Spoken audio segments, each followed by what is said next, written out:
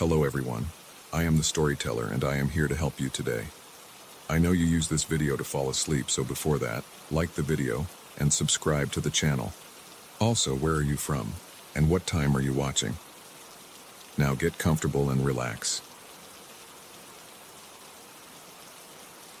I remember the exact moment I felt it. I was on my couch, still half damp from the rain I'd run through earlier. The wind rattled the panes, and a hollow groan crept through the hallway behind me. Nothing unusual for an old house in stormy weather, I told myself. But as my eyes darted across the room, just a nervous habit these days, I caught sight of the leather armchair. It looked the same as always. That faded mustard brown upholstery, those creases and scratches on its surface. It was a piece I never used, never even touched.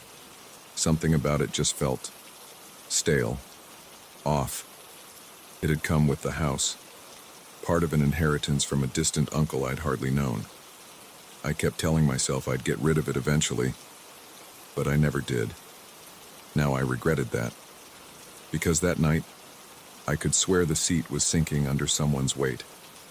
Invisible, sure, but unmistakably there. My heart started pounding. I tried blinking away the impression. Maybe it was the storm playing tricks on the shadows, the dim lamp behind me flickering just a bit, or the reflection of lightning across the polished floor. But no, the leather cushion, always a bit stiff, was dipping inward as if bearing the load of a heavy body. I tried to dismiss it and turned back toward the TV, pretending to focus on some late-night rerun. Yet I felt eyes on me, if eyes could exist without a face. The hairs on the back of my neck stood straight as nails. I remember shifting on my couch cushion, feeling the cheap fabric brush against my arms, trying to calm my breathing. There was this faint smell in the air, something like old leather mixed with damp earth. I could hear the faint squeak of that armchair's springs. I knew this house was old, full of quirks, but this was different. I felt my palms sweating, my toes curling against the rug's rough fibers. I tried to ignore it, but soon the sound got clearer. A subtle creaking, as if whoever sat there was adjusting their posture. I stood up slowly and took a step closer. I didn't want to, but some foolish part of me needed to confirm what I was seeing. The wood floor beneath me complained with each step, and I wondered if the invisible guest could hear it too. Reaching the edge of the coffee table, I squinted. The cushion was definitely pressed down. Then, almost imperceptibly, it lifted and sank again, like someone shifting their weight from one side to another. I swallowed hard, feeling my throat dry. There was no outline, just the indent, proof enough. I retreated to the couch, breathing heavily. My chest felt tight. Outside, the rain intensified, hammering the windows. The storm's rumble seemed to circle the house. I tried to rationalize it. Maybe the foam inside the cushion was defective, maybe moisture had warped the chair's frame. But none of that explained the rhythmic movement, the slow rocking. My heart wouldn't settle. I didn't sleep that night. Instead, I sat on my couch staring, occasionally flicking my gaze to the hallway, to the locked front door, then back to the armchair. The lights inside flickered once or twice, probably the storm messing with the old wiring. I tried to distract myself. I pulled my phone from my pocket, scrolled through messages. No signal. Typical for these storms out here.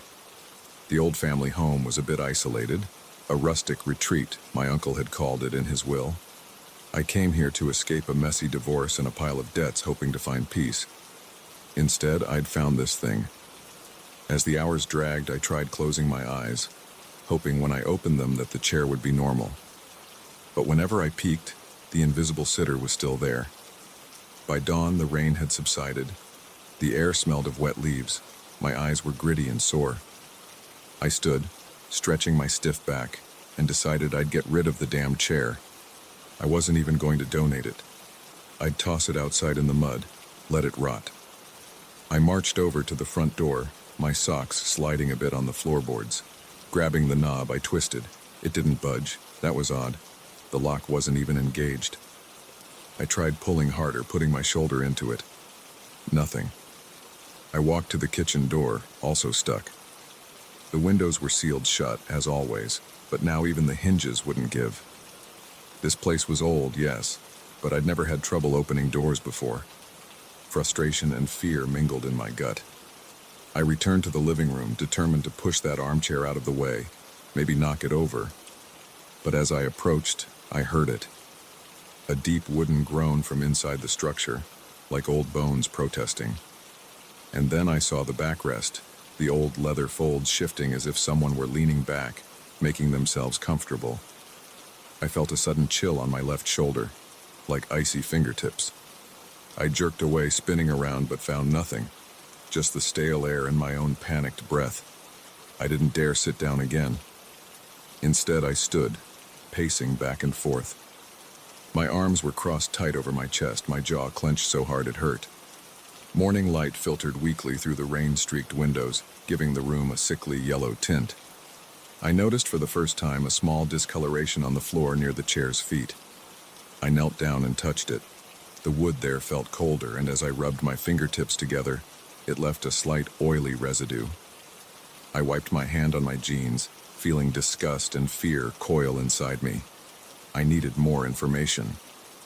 Maybe there was something in my uncle's old paperwork. He'd left a bunch of boxes in the storage closet. I rummaged through them, flipping through old receipts, letters, and photos. Nothing that explained the chair directly, but I found a photograph of the living room dated decades ago. The same armchair was there, placed in the exact same spot. A man sat in it, his features blurred by age and poor lighting, but I could make out a stern face, a stiff posture. On the back of the photo, in my uncle's scrawling handwriting, I read, "Don't move it. Ever." A shiver ran down my spine. I glanced at the chair from the hallway. I could see the top of its backrest, so still yet inhabited. The house creaked as if mocking me. "Don't move it." That line swirled in my head. Did my uncle know about this? Is that why he left me this place? I clenched my fists, heart thudding. The smell was stronger now, like old hide and something sour underneath. By midday, I was exhausted. I tried resting on the couch again, but every time I settled, I felt that cold presence behind me. At one point, I could have sworn something brushed my hair aside, gently, like a dead hand grazing my scalp. I leapt up, knocking my knee on the coffee table, cursing out loud.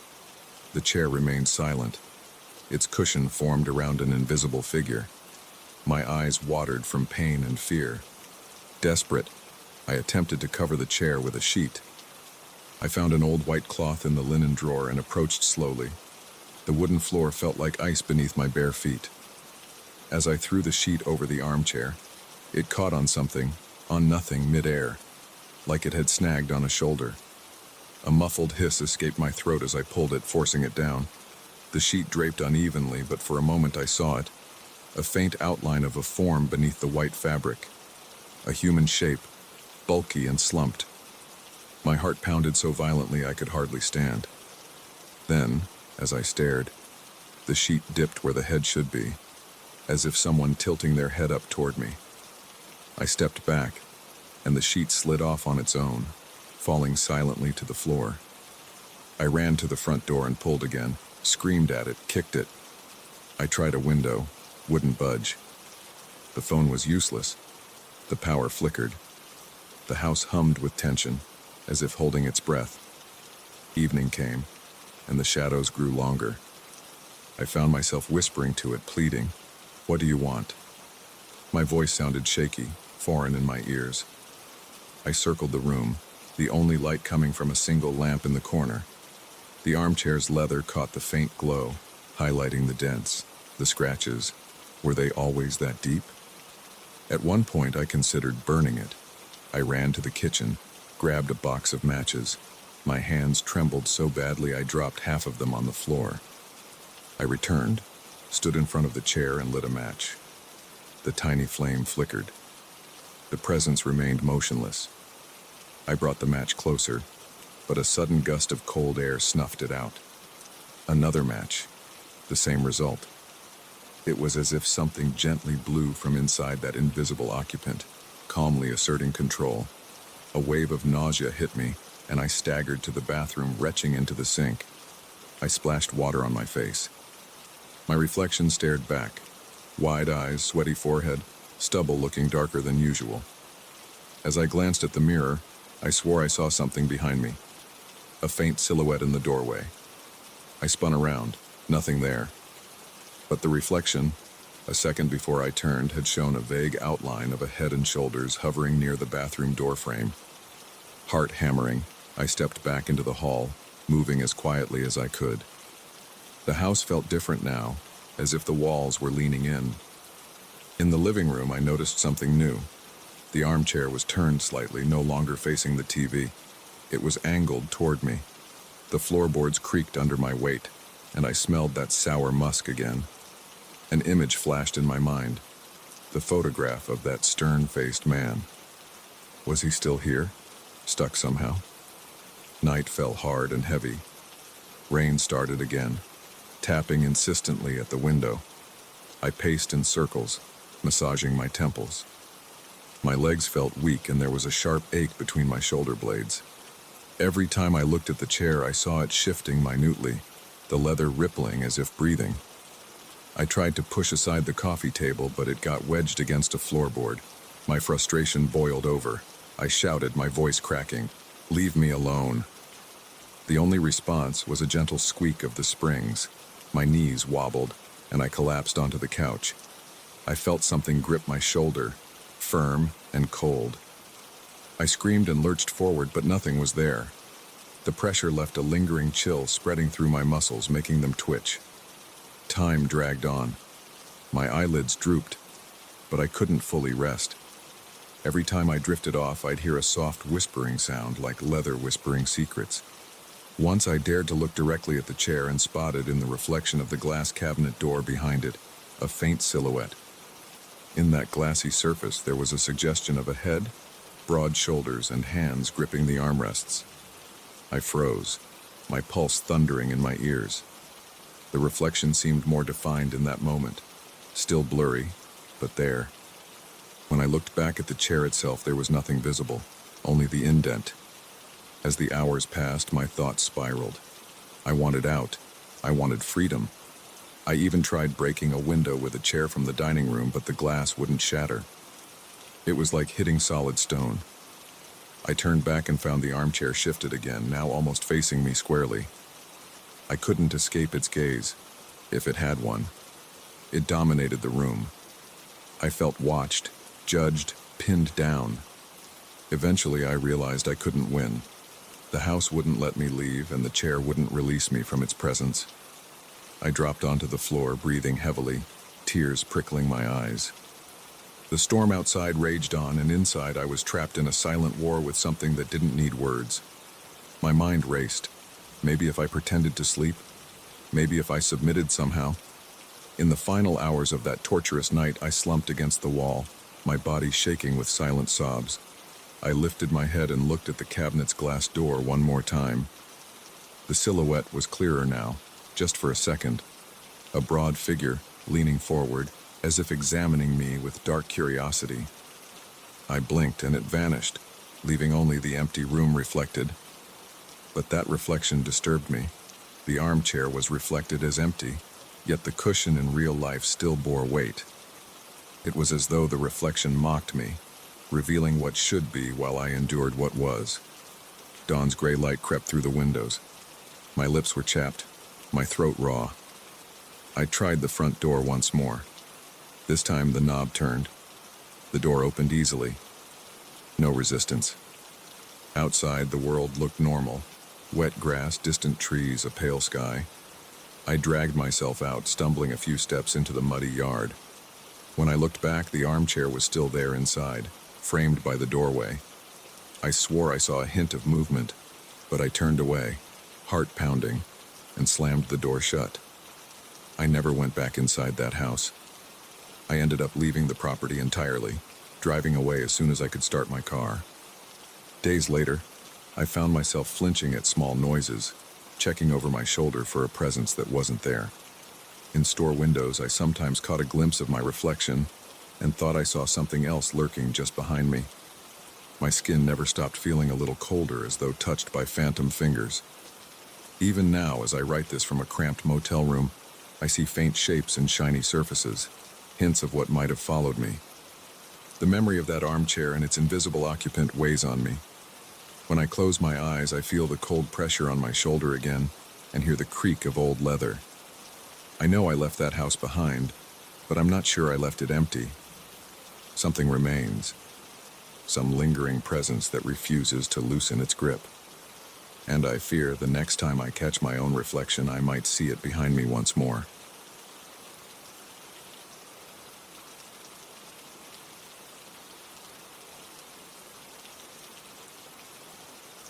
I remember the first night I spent in that old house, how my breath sounded too loud against the silence. Even now, lying awake in the attic's half-light, I feel a dryness in my mouth, and the thin hairs on my forearms prickle as if charged with static. I hold a small flashlight clenched between my teeth, my arms elbow-deep in a dusty crate filled with newspapers and bent nails. The air tastes of old wood and mold. I've barely settled here. Only a few days since I left the last place, the noisy apartment near the highway. But something about this new home already pushes at the back of my skull, telling me I should never have come. When I first saw the house, the realtor brushed off my questions. Yes, it was old. Yes, the previous owner vanished or passed away, she wasn't clear. But the price was good and I needed a fresh start. I should have trusted my gut when I first saw that peeling wallpaper in the stairwell, the crooked chandelier in the living room. The place felt hollow, like a shell. Now I'm here, in the attic, trying to avoid a ragged lump of fabric draped over something in the corner. My eyes keep drifting to it. Earlier that day, I noticed the large object hidden there, a tall shape, human height, covered in an old grayish-white sheet. At first, I thought it might be a painting or a dressing mirror. I didn't bother it then, too preoccupied with setting up my bed downstairs and unpacking just enough clothes to get by. Tonight, though, something woke me, a soft creak directly above my bedroom ceiling. I climbed the narrow attic stairs, heart pounding a little, determined to find a reasonable explanation. Maybe a loose window frame or a settling beam. But when I opened the attic door, the air felt somehow thicker, as though I had stepped into a room that was breathing. My flashlight beam danced over wooden beams and old furniture.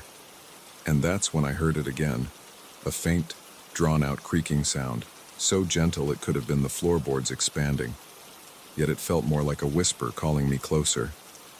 I swallow hard. The sheet-covered shape stands in the far corner, half hidden behind stacked chairs. It's impossible to ignore now. My legs feel stiff, my palms damp. I approach and grab the top edge of the dusty cloth. It comes away, billowing a cloud of gray particles into my face. I cough, rub my eyes. Beneath the cloth, a large mirror leans against the wall. The wood frame is carved with strange swirls, some chipped away by time, and the glass is uneven, slightly warped, with a small crack running diagonally at one corner. I angle the flashlight onto myself, peering into the reflection. My own face looks pale and thin, my eyes ringed with tired shadows. But behind my reflection, there is something else, some kind of shape. I lean closer. At first, I think it's a smudge, a stain on the mirror's surface. But no, it's a figure standing behind me in the reflection, indistinct, with what looks like a hat pressed low over its forehead. The eyes are dark hollows. I whip around, shining the flashlight behind me. Nothing, just old chairs and a trunk. I turn back to the mirror. The figure is still there, as if it is standing right over my shoulder. My throat tightens and I feel a tremor in my left hand. I move the flashlight from side to side, trying to see if it's a trick of light. The figure in the mirror doesn't change, doesn't shift. I can't see its face clearly, but I sense that it's smiling, or at least that it wants to. I grab the sheet, toss it back over the mirror, and stumble toward the attic door. The wood planks groan under my hurried steps. In my room downstairs, I lie awake on the mattress, breathing shallowly, waiting for morning. Every time I close my eyes, I see that figure behind me. The silence in the house feels thicker now, pressing against my eardrums. By the next day's light, I try to rationalize it. The attic is dim, the mirror old and warped. Maybe I saw my own outline distorted and mistook it for someone else. I force myself up to the attic again around noon. The air is stuffy. I pull the sheet off once more, half expecting to see that shape immediately. But now the mirror only shows me, hunched slightly, blinking sweat from my eyes. I examine my face. I'm older than I'd like to admit, with a rough beard. As I stare, something feels off. My beard looks unruly, as if certain hairs are twisting in ways they shouldn't. I smooth my hand over my chin. The reflection hesitates before mirroring my action. A chill rips down my spine. It's subtle, but I could swear my reflection's hand moved a fraction slower than mine. I lean in close, pressing my nose near the glass. A faint crack at the corner splits my reflection's forehead. And then, as I stare into my eyes, I see the shape again, faint behind my shoulder. A presence that should not be there. I stumble back. I throw the sheet over the mirror again. For a moment, I consider getting rid of it. But how? It's large, heavy, and who would take it? Maybe I could drag it to the curb, leave it for the garbage collectors, but something about it makes me hesitate. I convince myself I'm overreacting and head back down, trying to focus on normal tasks, unpacking kitchen utensils, checking the mailbox. The outside world seems quiet, normal, but there's an itch in the back of my head all day. By evening, I'm exhausted. I try to sleep early. The mattress on the bedroom floor feels lumpy. I keep the bedside lamp on. Just as I'm about to doze off, I hear it, the same soft creaking from above, the same gentle call. My heart kicks into a faster rhythm. I toss and turn, sweat damping the collar of my t-shirt. Around midnight, I swear I hear a muffled laugh, like someone laughing behind a closed door without sound. I sit up, breathing hard, my mouth dry. The air tastes stale. I push myself to check the attic again. This time, I carry my hammer, feeling foolish. The attic door swings open silently. The sheet over the mirror stirs slightly as if touched by a breeze, but there's no open window here. I approach slowly and yank the sheet down. My reflection looks back at me, pale, drawn, and something is different about my face. My beard appears longer on one side, the hairs twisting at unnatural angles, my left eye drooping slightly, as if I've aged 10 years overnight. I run my hand over my cheek. It feels normal, but in the glass it appears warped. My reflection smiles, just barely, while my own lips remain pressed together. It's smiling without me. I stagger back. My breath comes fast. The figure behind me is there again, closer now, the outline sharper. That hat, those eyes, like hollow pits. My reflection's face twitches, a silent laughter. I swear I see the reflection's shoulder move, as if it's reaching toward the figure behind me to link arms. I spin around, hammer raised. Nothing, just empty air. I drop the sheet over the mirror and run downstairs, barely able to keep my footing. I collapse onto a kitchen chair, head in my hands, heart pounding. I need to leave this house, I tell myself. But I have no place else to go. The deal I got here was final, and I'm low on money. Besides, it's the middle of the night. Who would I call? Eventually, I decide I'll deal with it in the morning. Maybe I can break the mirror. Yes, that's it. Smash it to pieces. But even as I think this, a surge of nausea hits me. The idea of shattering the glass, of releasing whatever lurks behind it, makes my stomach twist. My forehead beads with sweat.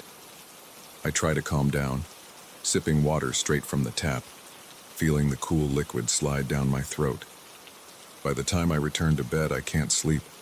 Every creak of the old house sounds like a footstep. My scalp prickles. My reflection, changed and mocking, haunts me. I don't know how much time passes before I drift off into a shallow, uneasy doze. The next morning, light filters weakly through the dusty windows. I feel heavy, my limbs sore as if I've been wrestling in my dreams. I head to the bathroom. The mirror over the sink is small, normal. My face looks okay, tired, but normal. No twisted beard hairs. I lift a hand to my cheek and laugh nervously. Maybe it was all in my head. Determined, I return to the attic with a plan. I bring a thick blanket. I'll wrap the mirror and haul it downstairs, put it in the garage. Maybe I can throw it out. The attic is silent now, beams of sunlight cutting through the dust. I pull the sheet off carefully. My heart jolts. I see my reflection. There's no mysterious figure behind me at the moment, but my reflection's eyes look hollow, as if the skin around them sank overnight. My beard, normal to the touch, appears patchy and uneven in the glass.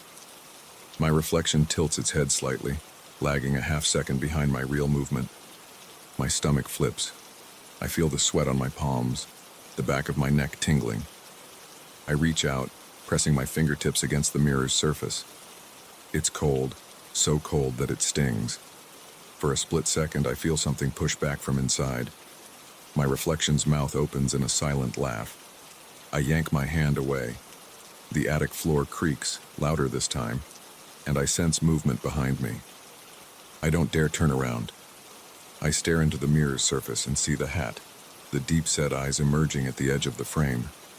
It's getting closer. My reflection is caught between me and that figure. Or maybe I'm caught between them. My heart pounds. If I try to smash it now, what if that thing steps through? If I try to run, I'll never be free of this. I have to do something. My hand shakes as I grab the heavy blanket, my breath's coming fast and shallow. The figure is inches away in the reflection, looming behind my distorted face. I can almost feel its breath on my neck. I lunge forward, throwing the blanket over the mirror. The moment the glass is covered, the attic falls silent. No creaking. I drag the mirror away from the wall, knocking over a pile of chairs. Dust fills my lungs, making me cough.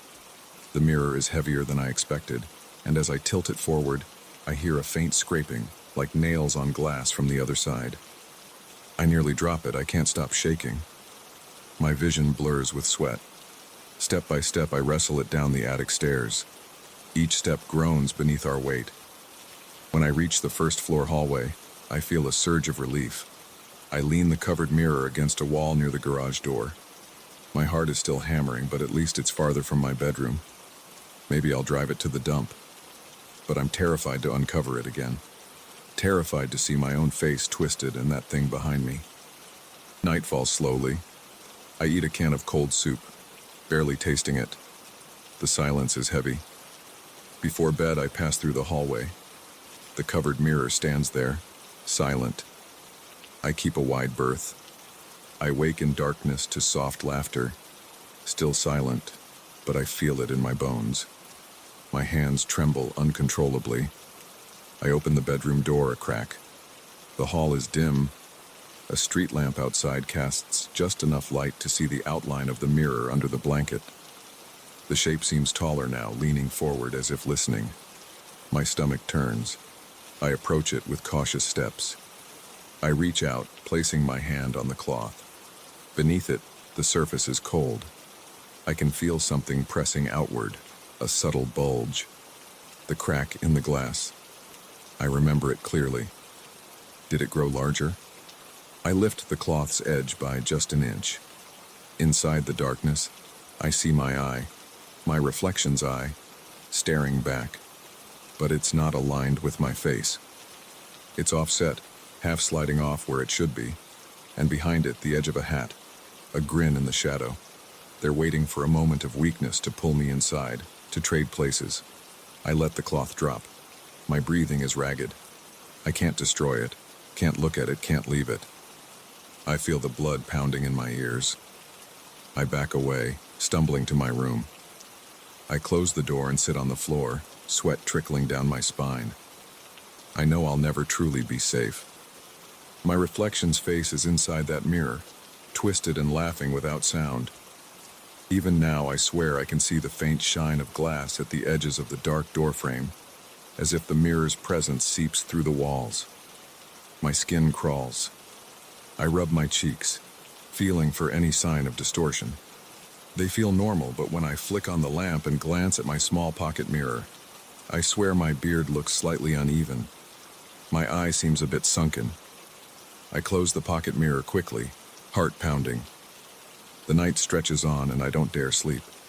Every so often I hear that gentle creak, as if the attic floor still calls, or the sound of fingernails scraping behind a sheet. And somewhere in the darkness, just out of sight, the reflection waits, hungry, patient, ready to catch me off guard. I don't know if I can resist forever, but for now, I sit here, trembling, heart racing, and pray that dawn's light can hold it at bay for just one more day.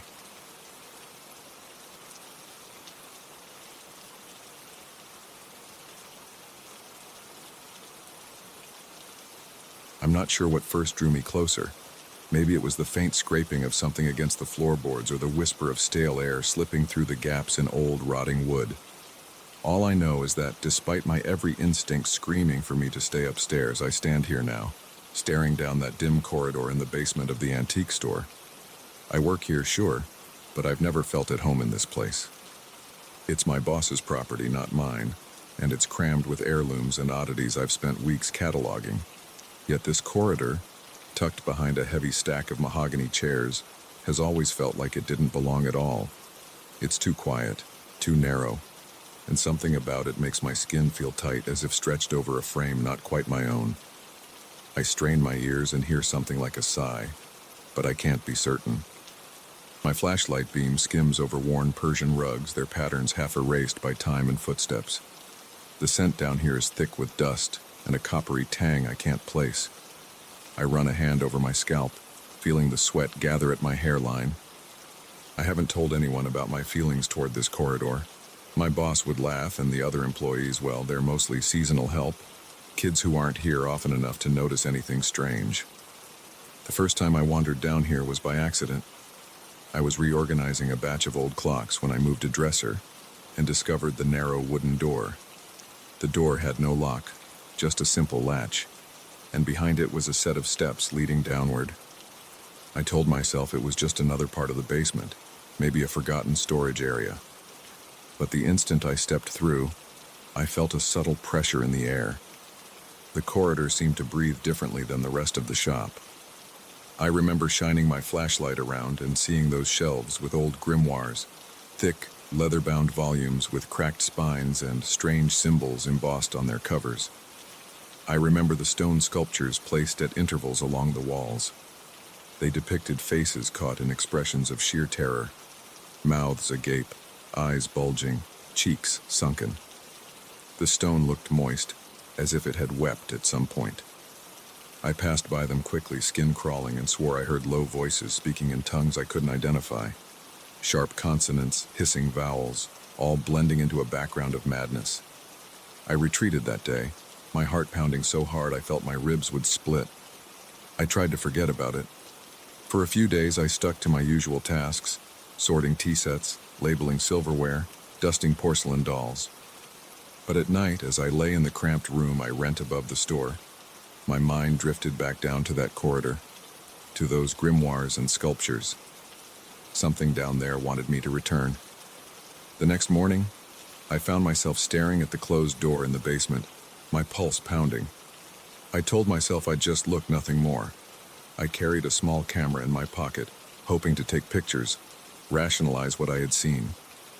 Maybe I'd find a manufacturer's mark on the sculptures or a date in one of the grimoires that would explain everything. The second time I entered, the corridor seemed somehow longer.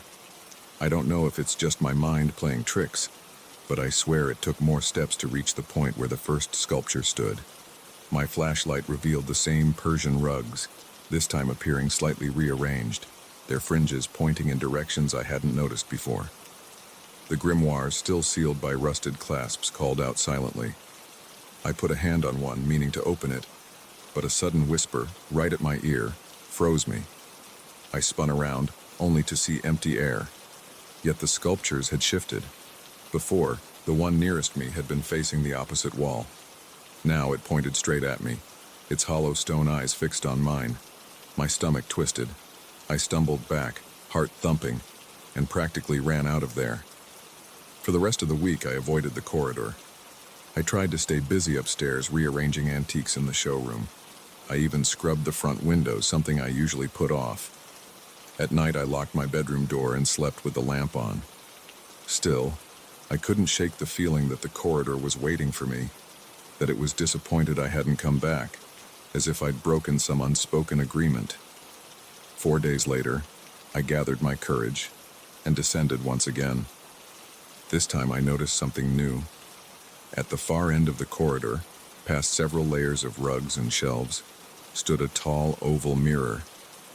I hadn't seen it before. Its frame was wrought iron, twisted into shapes that looked almost like letters. I took a few steps closer, the beam of my flashlight trembling against the dim light. When I got near enough to see my reflection, I nearly screamed. My reflection was there, but it seemed slightly delayed, as if reacting to my movements a fraction of a second too late. I raised my hand. It hesitated before doing the same. My breath went shallow, my chest tight. I thought I saw shapes behind me in the glass, shadowy figures half-formed, hunched low, mouths whispering silent syllables. I backed away, tripping over one of the rugs. I felt a hand, a real, solid hand, grip my shoulder. I spun with a gasp, but no one was there. I stood in silence, my heart hammering, trying not to retch. The sculpture stared at me again. The one closest now had its mouth twisted into what looked like a sneer.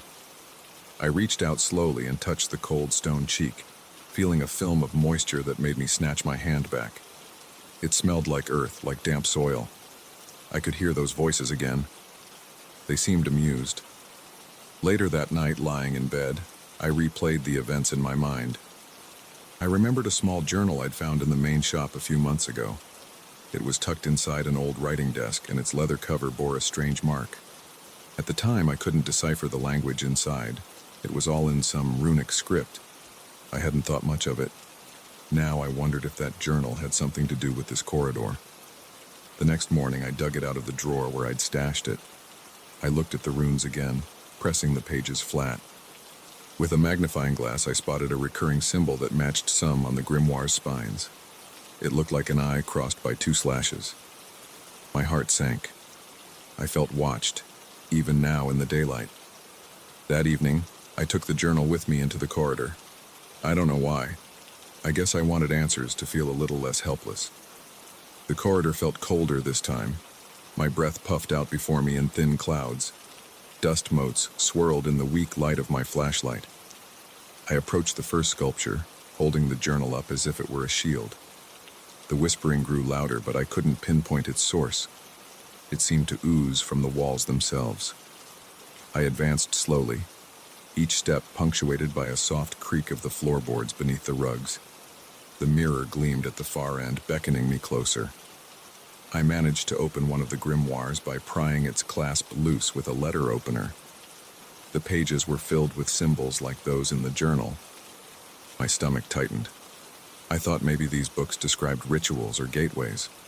Was this corridor a passage to somewhere else? A dimension parallel to ours, where unseen beings fed on fear and confusion? The whispering voices seemed almost gleeful at my realization. They wanted me to understand what I was dealing with. I took another step toward the mirror, journal in one hand, flashlight in the other. My reflection came into view. It stood there, head slightly tilted, eyes darker than mine, lips parted as if it might speak. Behind me, I saw the sculptures shifting. They didn't move openly, just a subtle repositioning, like a frame jump in a poor quality film. Now all of them faced me, their mouths turned downward, grim and accusing. The silence pressed against my eardrums. I could hear my own heart, each beat making my vision flicker. I tried to speak, to say something, maybe demand who they were or what they wanted. My throat closed up. I coughed, and the sound echoed strangely. The reflection raised its hand a moment too late. I reached out, intending to touch the mirror, to see if it was solid. My fingertips never made it. The surface seemed to ripple slightly like old glass under a shifting light. I yanked my hand back, terror jolting through my veins. There was a presence in that mirror. No, behind it. I could feel it watching, feeding on the tension coiling in my muscles. The corridor felt narrower. I was afraid I might faint. My breathing grew shallow and erratic. If I passed out, what would happen? Would I wake up in that other dimension, surrounded by these intangible shapes? I backed away, stumbling over a rug, nearly dropping the flashlight. The whispering rose to a frantic pitch, and the sculptures' faces twisted again, their mouths stretching open in silent screams. I managed to turn and run, hunched low so my shoulders scraped the shelves, scattering a few grimoires to the ground. I didn't stop until I was through the door, up the stairs, and back in the main store. It took me a long time to catch my breath. My clothes stuck to my skin. I don't know how long I sat there, crouched behind a stack of dusty chairs, heart pounding, staring at the floorboards. Eventually, I locked the door to the basement and climbed up to my room. For days, I couldn't eat properly. Food turned to ash in my mouth. My reflection in my bedroom mirror looked off. My eyes seemed more sunken, and the skin around them darker.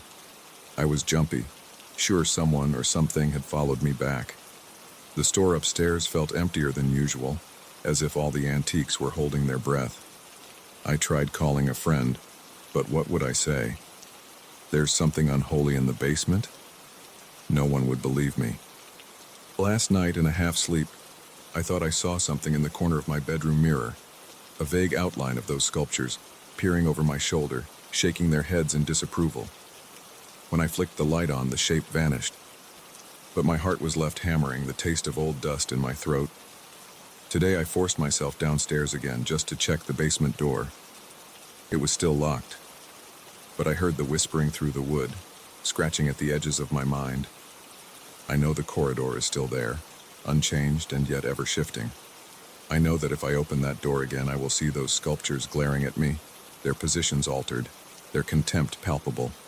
The mirror will still be waiting at the far end, a thin veil between two worlds.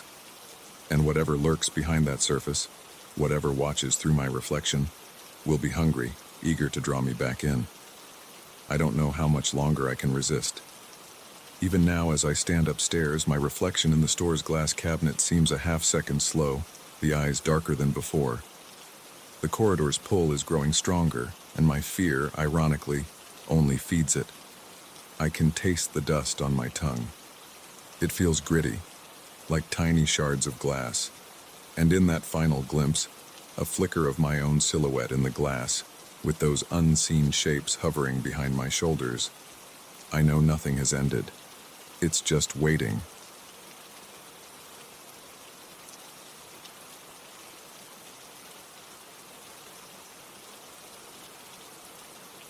I first heard the rustling around midnight. It was a soft, papery sound, like old documents being shuffled in a sealed library.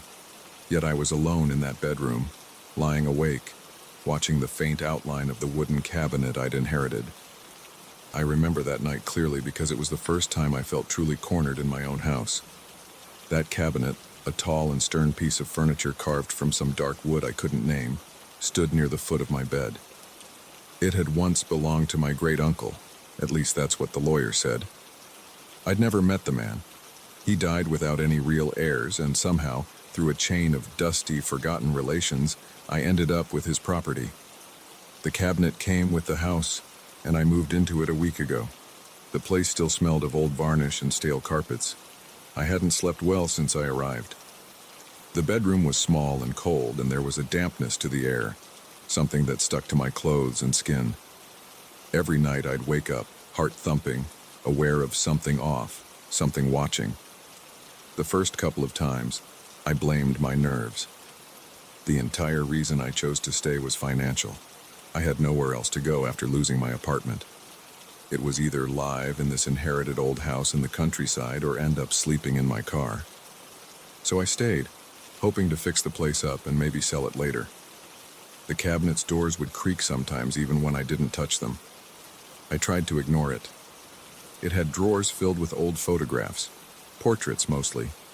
They were neatly stacked, each in a simple wooden frame. The people in them were from another era, men and women in dark old-fashioned suits, gazing straight ahead with no smiles, no children among them.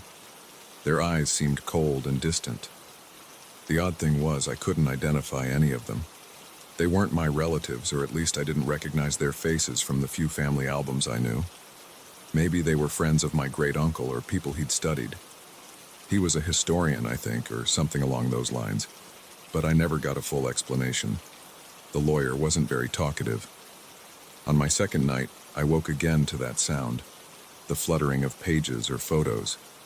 Then came whispers. I couldn't make out words, just the soft, urgent hiss of many voices arguing in low tones. My heart pounded and my mouth went dry. I flicked on the lamp and stared at the cabinet. Its doors were shut. The drawer where I'd found those photographs was closed. Slowly I got up, feeling the floorboards chill through my socks. I pulled the cabinet doors open. Everything seemed as I had left it, except one photograph had moved to the front. It showed a stern-faced woman in a high-collared dress. Her eyes looked sharper than before, as if she disapproved of my intrusion. A nervous chuckle escaped me. I closed it and returned to bed, my mind racing. Maybe I'd misremembered the order. I tried to sleep, but the tension in my shoulders wouldn't relax. By the third or fourth night, I was losing patience. Each evening, I double-checked the position of every photograph. I counted them. There were 11. 10 men and 1 woman, all dressed in clothes that suggested they were from late 19th or early 20th century. None of them smiled. None of them broke eye contact with the camera. Their expressions held a kind of rigid defiance, as if they refused to be known or understood. That night, I awoke again around midnight to whispers. I shot out of bed, yanked open the cabinet drawer, and saw that the top photograph had changed. The face, a man with a thick mustache, looked slightly different. It was subtle, like he had shifted his posture. His eyes seemed narrower, more focused on me. My chest felt tight. I felt watched, scrutinized. After that, I tried something else. I picked up the top photograph and took it to the kitchen. I turned on all the lights, breathing fast, and decided to throw it into the trash bin. When I closed the lid, a weird relief washed over me, as if I'd broken a spell. I returned upstairs and checked the cabinet. Now the top photograph showed a different face, another man. It was the same old black and white style, the same rigid suit. I went back to bed determined not to listen to the whispers. The next morning I was sure I'd see an empty trash bin with that photograph still crumpled inside. But when I looked, the bin was empty except for last night's coffee grounds. Confused, I ran upstairs. The photograph I'd thrown away was back, neatly stacked with the others. I stood there, cold sweat gathering on my forehead. I touched the photos. The edges felt dry and brittle like old parchment. How had it gotten back?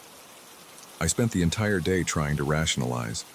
Maybe I'd been sleepwalking, or I somehow got mixed up.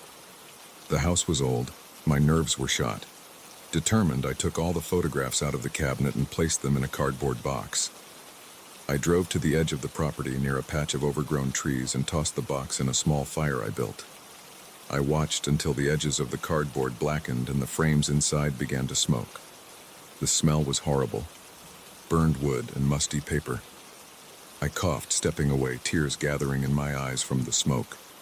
When it was done, just ash and charred scraps remained. Satisfied, I stomped back to the house. As I entered the bedroom, I felt suddenly ill. My stomach lurched at the sight. The cabinet drawer was slightly open, and inside, stacked neatly, were those 11 photographs. This time I noticed something worse. The faces had changed again. They were no longer distant strangers. Now I recognized the bone structure beneath the mustaches and beards, the shape of the eyes in the woman's thin face. They looked like older versions of me, distorted, dressed in old-fashioned clothing, each pair of eyes glaring as if I'd betrayed them. I doubled over, feeling my pulse hammer in my ears. This was impossible. The nights that followed were a blur of half-sleep and fearful awakenings. I heard the flipping of pages more distinctly now. I heard soft murmurs, words half-formed. Not ready. Inside. Must come closer. I lay sweating in my sheets, struggling to breathe quietly, as if any sound might give me away. My hands trembled whenever I reached for the cabinet. I tried locking it, barricading it with a chair, but it made no difference. By dawn, the photographs always rearranged themselves in a new order, each face more closely resembling mine. One had my eyes exactly, down to the tiny scar above my left eyebrow. I tried calling someone, but my cell service was weak out here. The phone line in the house was dead. I thought about leaving, but I had nowhere else to go. My savings were gone, and this was my last refuge. Besides, some sick curiosity held me here. I needed to understand what was happening.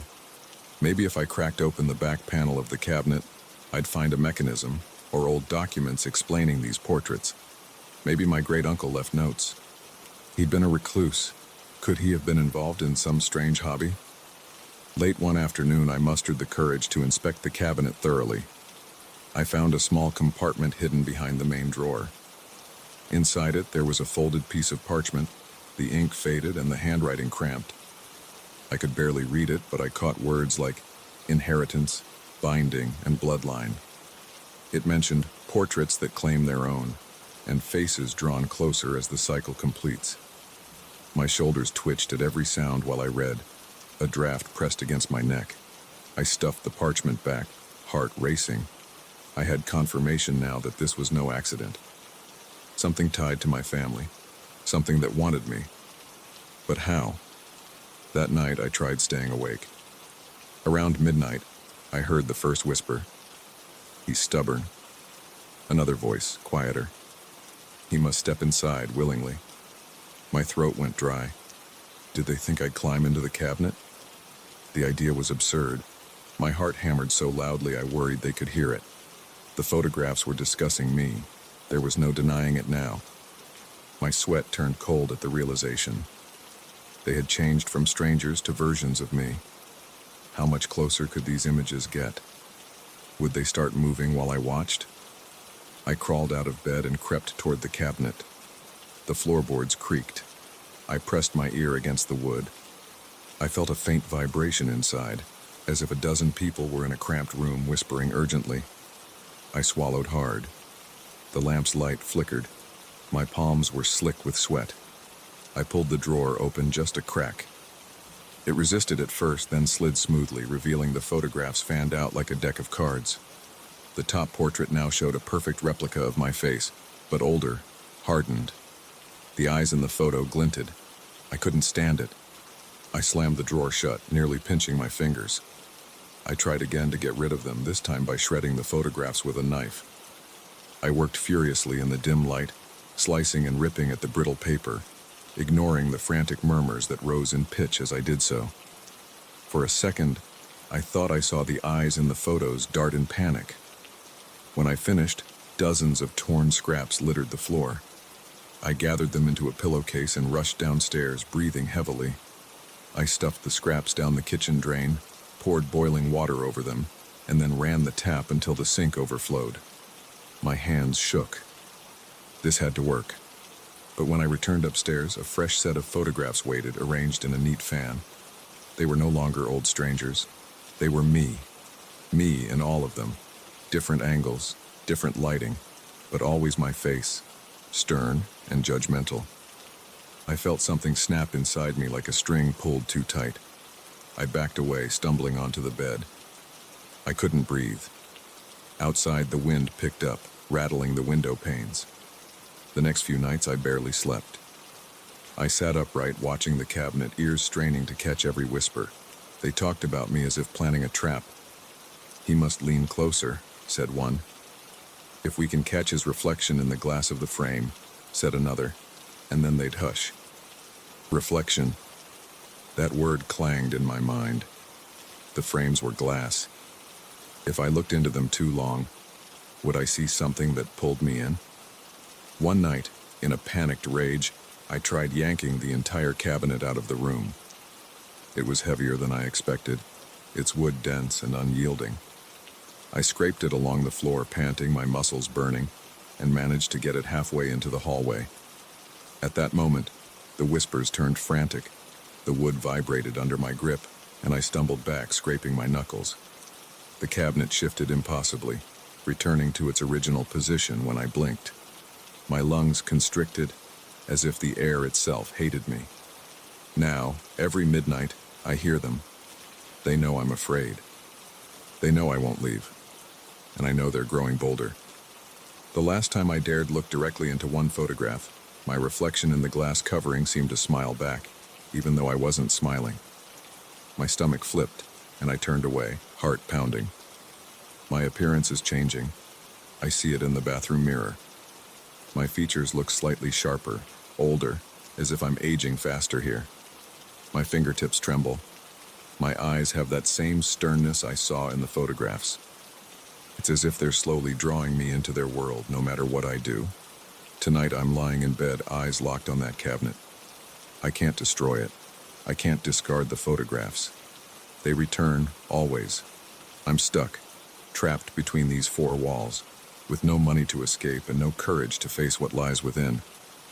The whispering is louder now, the pages turning faster, flipping through versions of me, deciding which shape to lure me into. My breathing is shallow and sweat coats my forehead. I know that as soon as I drift off, they will call to me again. I don't think they can kill me, not directly, but each night leaves me more hollow, more uncertain of what's real. When I wake at dawn, I touch my face and it feels unfamiliar. My skin tingles, as if the boundary between me and the photographs is thinning. Sometimes I catch a glimpse of movement in the glass when I pass by. I have started avoiding my own reflection. I have no proof to offer anyone else. No one would believe my story, but I know what's happening and I know I'm losing. Every midnight I sit in the darkness and listen to them plot. They're patient. They know I'm alone, and I'm sure as time passes they'll find a way. The cabinet stands there silent in daylight, but at night it's alive with their murmurs. I feel them waiting for the perfect moment to drag me inside. I can sense their eyes on me, feel their disapproval and hunger. I haven't escaped, and I don't know if I ever will. For now, all I can do is stare at that old wood, stiff and unyielding, and hear those voices rising in the quiet darkness. The photographs remain behind those doors, always watching, always waiting, and I'm certain they will never let me go.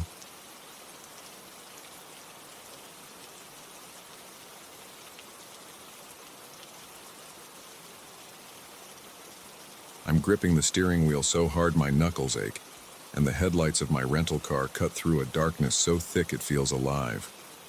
I've been on this back road for hours, the asphalt giving way to cracked gravel before my eyes, the GPS on my phone useless for the past 40 minutes. There's no signal, no streetlights, no familiar markers. Just my own strained breathing and the distant silhouette of old wooden fences that lean into the roadside as if trying to whisper something through the window. I'm here on business, a contract negotiation in a small factory town. I promised my family I'd be back by the weekend, and now it's well past midnight and I'm nowhere near the main highway. The longer I drive, the tighter my chest feels, like the night itself is pressing inward. A bead of sweat slides down my temple even though the air is cool. I should have stopped hours ago, taken a motel room in the last town I passed, but I wanted to shave time off my trip. That was a mistake. Every instinct tells me something's off. I slow down, straining to see beyond the reach of my headlights. Then I notice something ahead on the right. A cluster of old buildings, outlines of rooftops against the moonless sky. I pull over, engine rumbling softly. The village, it's too large to be a single farmhouse, seems completely abandoned. There are a few wooden houses, their windows boarded or empty, and a sagging inn sign that I can't quite read in the darkness. The silence outside is unnaturally heavy. I kill the engine. Now it's just me and my heartbeat, which sounds too loud. I step out, gravel crunching under my shoes, and call out, "Hello?" My own voice sounds hollow. No response. The ground is uneven. I push open a creaky gate and step into what might have been a town square. My flashlight beam trembles against old doors and chipped paint. The architecture looks outdated, like something from a century past. Dust and cobwebs everywhere. The smell is stale, like old wood and mold. My throat is dry. I try a door. It sticks. Another door opens inward with a groan, revealing a narrow hallway and a deserted parlor. I walk in, each step stirring dust motes that dance in the light. There's furniture inside. a table with a lace cloth, a sofa with torn upholstery, and on the wall opposite me, an oval mirror in a cracked frame. The surface is filthy, the glass darkened. I don't want to look at myself right now, not in this place. I flick the flashlight around. There's a sensation, a prickling at the back of my neck like I'm not alone. But there's no one here, no footprints, no recent disturbances. I can't stand the silence, so I say low, "Anyone here?" My voice is swallowed by the house. Then I hear it, a faint bell ringing somewhere outside. I freeze, mouth dry, and step back out onto the street. The bell rings again, followed by a second bell, a different tone, maybe higher pitched. It's coming from further down the row of houses. I follow the sound, heart pounding. Rounding a corner, I find a narrow alley and see a bell tied with a frayed rope around a tall wooden post. There's no electricity line, no wind to move it. Yet it sways gently. The sound it emits is soft, almost gentle, but each note sends a shiver up my spine. I notice another bell ahead, perched in a chimney like a bizarre weather vane. That one chimes in a different tone, as if answering the first. More bells appear the deeper I go, one dangling from a window latch, one beneath a porch roof, one mounted on a twisted iron hook behind closed shutters. Each rings in turn, a dissonant choir of metal whispers. I'm shaking slightly. My stomach knots. These bells are communicating. That's how it feels, like they're talking about me. I can't stand still. I need to understand. Maybe someone placed them here as a prank, or they once served as alarms. I tell myself to stay rational, but I can't ignore the fact that not a single person has shown their face.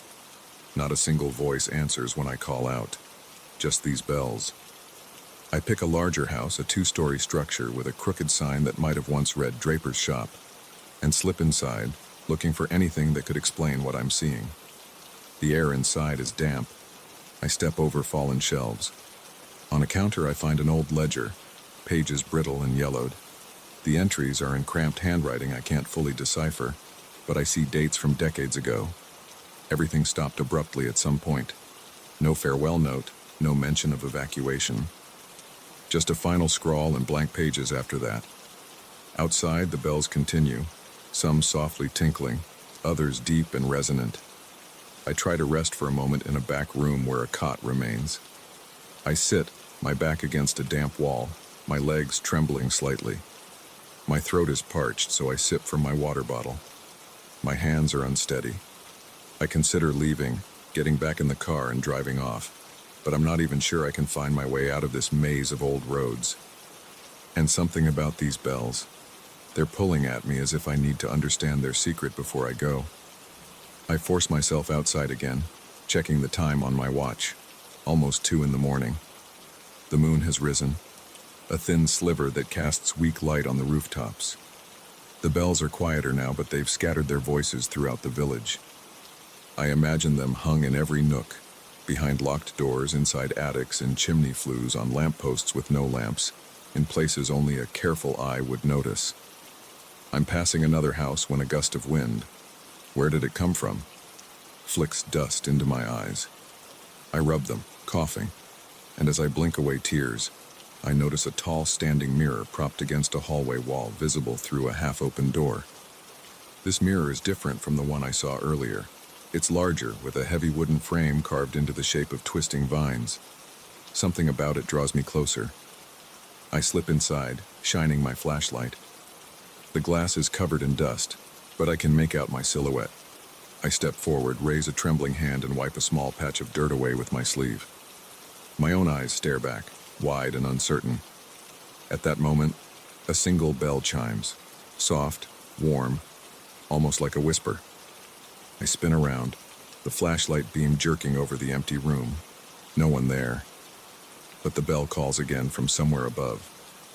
I step into a side room, a kitchen maybe, and find a tiny bell hanging from a corner cabinet. It's so small I have no idea how I even noticed it, yet its voice is as clear as a gentle tap on a window pane. Suddenly, from outside, other bells answer, their tones overlapping, echoing down corridors and empty lanes, building into a strange conversation. My heart races. I step backward back toward the mirror. I catch my reflection again. For a fraction of a second, I swear I see someone standing behind me, just a shape with hollow eyes. When I turn, of course, no one's there. My skin crawls. It's late, and I'm exhausted.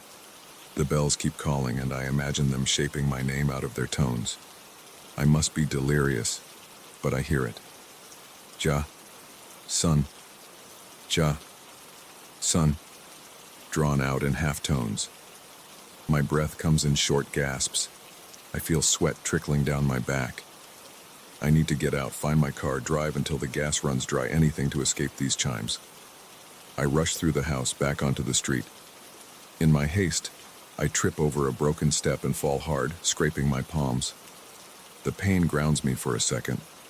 Above, the sky seems closer, the silence between bell notes thicker. I start walking fast, then running. Around me, the bells ring faster, not in a frantic way, but in a pattern I can't decode. I dart behind a stable and nearly slam into another bell that's been tied to an old pitchfork stuck in the ground. I dash into what looks like a general store, hoping to find something, a tool, a cloth, anything to block my ears. Inside, I find a stack of dusty aprons. I grab one, wrap it around my head to muffle the sound. I'm breathing like I've run a marathon. Through the window, I see my reflection in the glass. The apron around my head looks ridiculous, but what catches my eye is something else. The reflection of the door behind me seems off, like the wood is warped. Within that distortion, I glimpse a pair of eyes that aren't mine, gazing through the mirror like pain. I spin around and the door is just a door, no one there. A deep clang resounds from the village square. I uncover my ears and follow it, half in terror, half in desperate curiosity. At the center of this silent place, I find a tall pole with a large bell at the top. It's bigger than the others, heavy and old, maybe a church bell. I walk to it, legs shaky. Behind me, I sense movement, but when I turn, only darkness. The bells, large and small, start chiming again, more slowly this time, their voices layered into a low hum that seems to throb in my chest. My heart is pounding in sync. I can't escape the feeling that they're watching me, 1,000 invisible eyes peering from behind shutters and eaves. My own skin tingles as if insects crawl beneath it. I take a deep breath. My only option is to leave this place. I stumble back down the main street past the houses and the silent doorways, listening to the bells fade with each step. Finally, I reach my car. The relief is like cold water on a burn. I slide behind the wheel, hands trembling, and start the engine. The headlights flare on, illuminating a sign at the village's entrance I hadn't noticed before. In the reflection of the windshield, because now the windshield itself feels like a mirror, I catch a glimpse of something pale moving behind the houses. The bells give one last chime. My name. I'm sure of it now. And then go silent. I press the gas and pull away. The engine's roar breaks the hush. I do not look back. Once I'm on the open road again, I realize my hands are shaking uncontrollably. There's a tightness in my chest and a buzzing in my ears that no amount of fresh air can soothe. I keep checking the rearview mirror, convinced I'll see something following me. A figure, a floating bell, a twisted face in the darkness. But there's nothing. Only the memory of that eerie village, the chorus of bells, and the endless sensation of invisible eyes tracking my every move. By dawn, I find a main road and follow it to a diner. Inside, the neon lights and the smell of coffee feel almost alien after the night I've had. In the bathroom, I splash cold water on my face. Then I look up, meeting my own eyes in the mirror above the sink. For a second, I swear I hear a faint chime. My reflection flickers, or maybe I'm just tired. Yet I can't shake the feeling that what I saw in that village, what I left behind, is not finished with me. The memory of those bells hums just below my hearing, as if waiting for the right moment to ring my name again.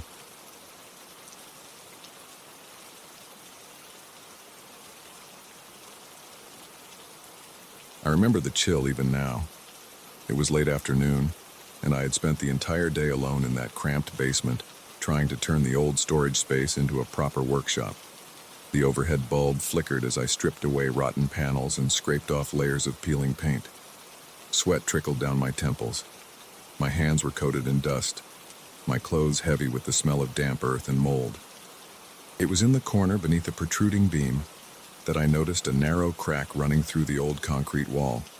At first, it looked harmless, just a slender fault line slicing through the rough surface. But when I ran my fingertips over it, I felt a sudden, sharp breeze, impossibly cold, like air escaping from a freezer. The hairs on my arms prickled. I leaned closer, pressing my ear against the concrete, and that's when I heard it. A voice, low and muffled, murmuring my name. I jerked back, heart pounding. My name, whispered in a slow, deliberate tone as if tasting each syllable. I turned off the sander, listened hard. Behind me, only the soft hum of the furnace and distant traffic through the narrow basement window. But from the crack, the voice came again, softer now as if retreating deeper into the wall. It said things only I would know.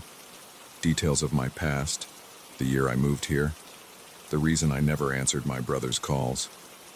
My tongue felt thick. A bead of sweat rolled down my neck and vanished into my collar. I told myself it was a trick of acoustics, maybe old pipes carrying echoes from another part of the house. This place had always been strange. I had inherited it after my aunt passed, and though I never knew her well, she was distant, private. The basement was rumored to have once been a shelter. I had never bothered to dig too deep into old stories. But now, as I stood there, the voice hummed, murmured secrets, hinting at future events I had no way to confirm. It said a storm would hit next Thursday. It described a stranger who would knock on my door at midnight. It spoke with confidence, and sometimes it imitated my own voice so perfectly I could not distinguish who was talking inside my head. I needed a break. I backed away from that wall and climbed the narrow stairs 2 at a time. In the kitchen, I gulped down water, breathing heavily, forcing myself to think logically.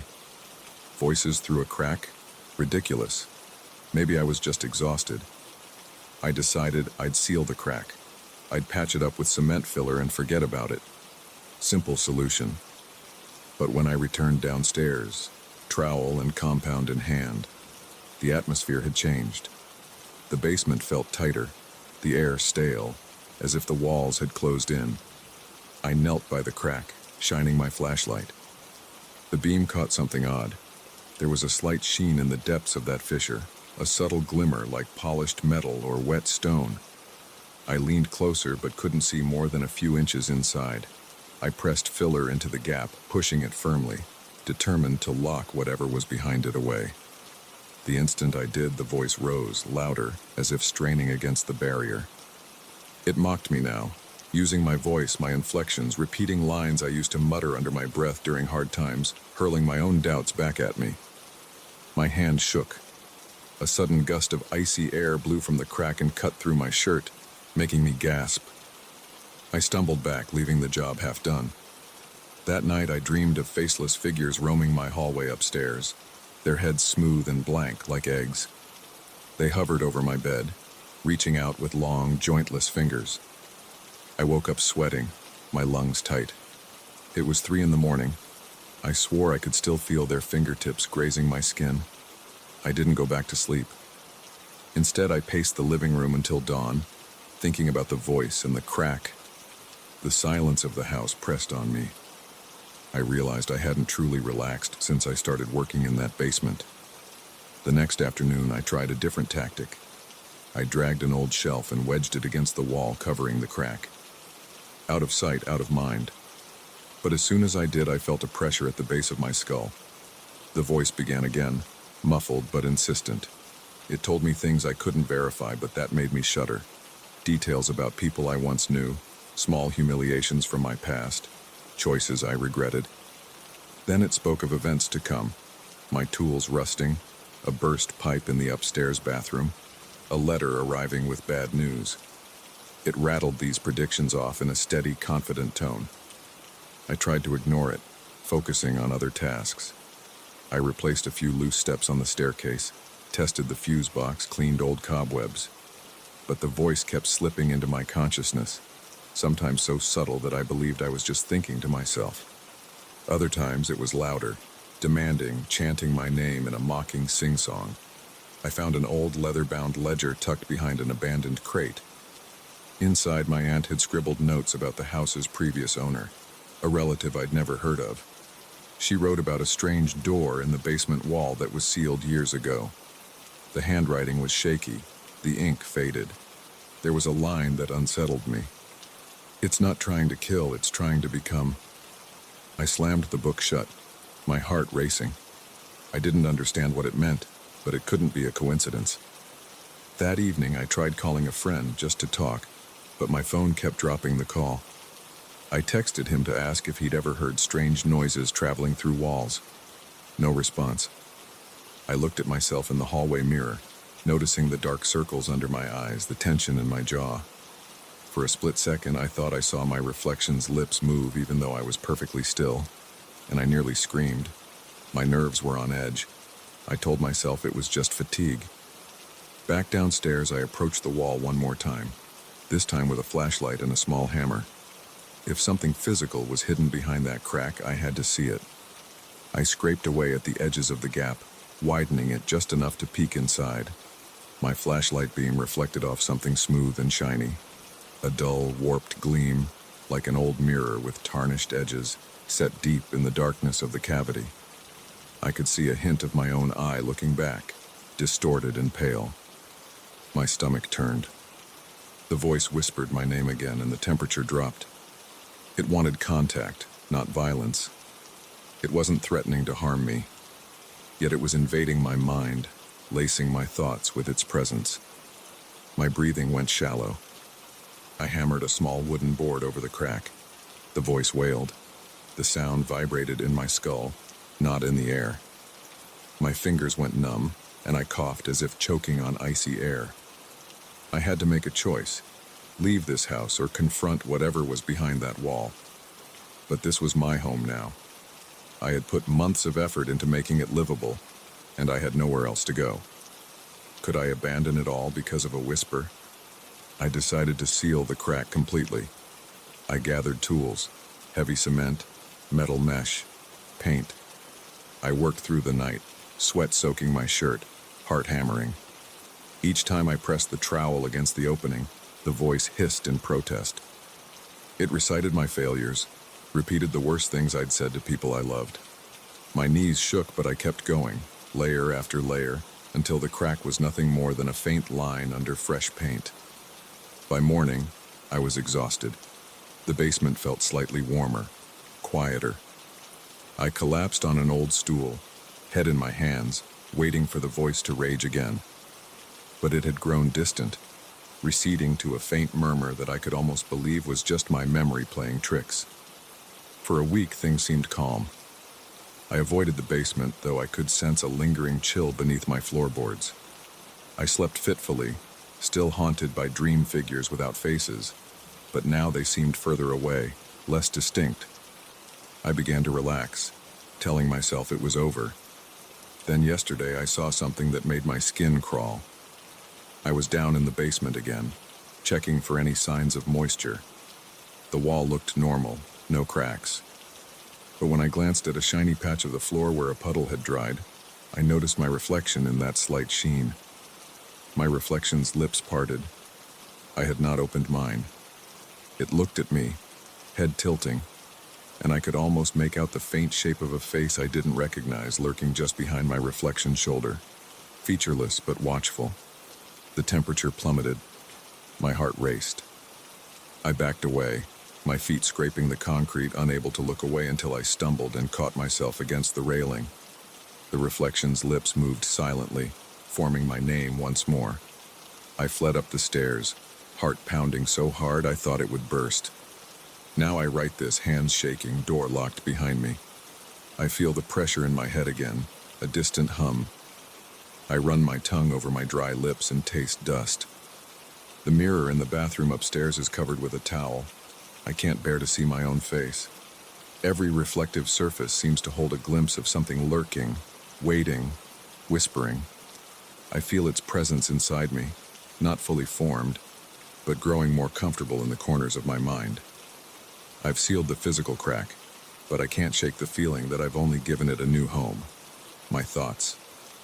When I stand in front of the kitchen window at dusk, I sometimes catch my reflection grinning at me out of sync, or mouthing words I can't quite hear. And then, in the silence, there's a soft murmur, just beneath the threshold of sound, calling my name, reminding me that none of this is truly over.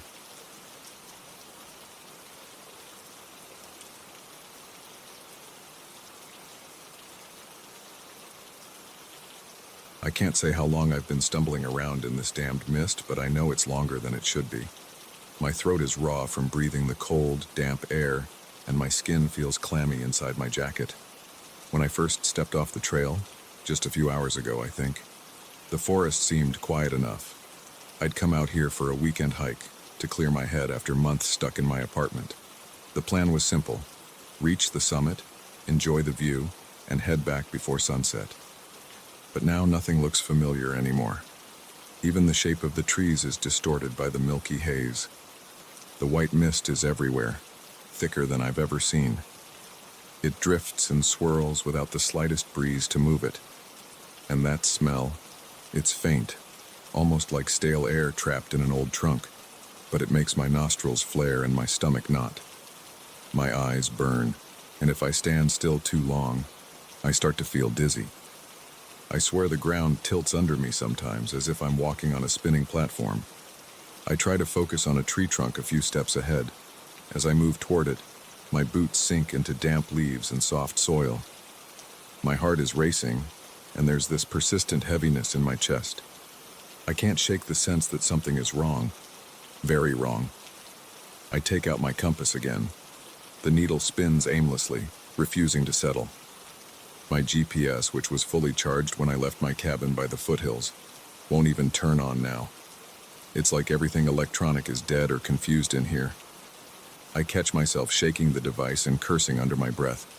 It's pointless. I reach that tree trunk and lean against it, trying to catch my breath and calm down. Through the whiteness, I spot something else. A faint outline of another figure, just a dozen feet away. I stiffen, my heart pounding. I don't call out. Instead, I watch silently. The shape is tall and thin, like a person hunched forward. Its edges shimmer and break apart as the mist swallows it. Then it's gone. I blink rapidly, unsure if it was ever really there. I've seen it a few times now, these human-like contours forming and dissolving, as if the fog is painting and erasing people at random. I've never seen one long enough to confirm it's real. They always vanish the moment I try to make sense of them. My legs tremble. I force myself onward, hoping maybe the mist thins out further ahead. Instead, after pushing through tangled undergrowth, I stumble upon a small cabin. It's old and weathered, with gray planks and a sagging roof. I don't remember seeing it on any map, but right now it's the closest thing to shelter I've found. I push the creaky door open.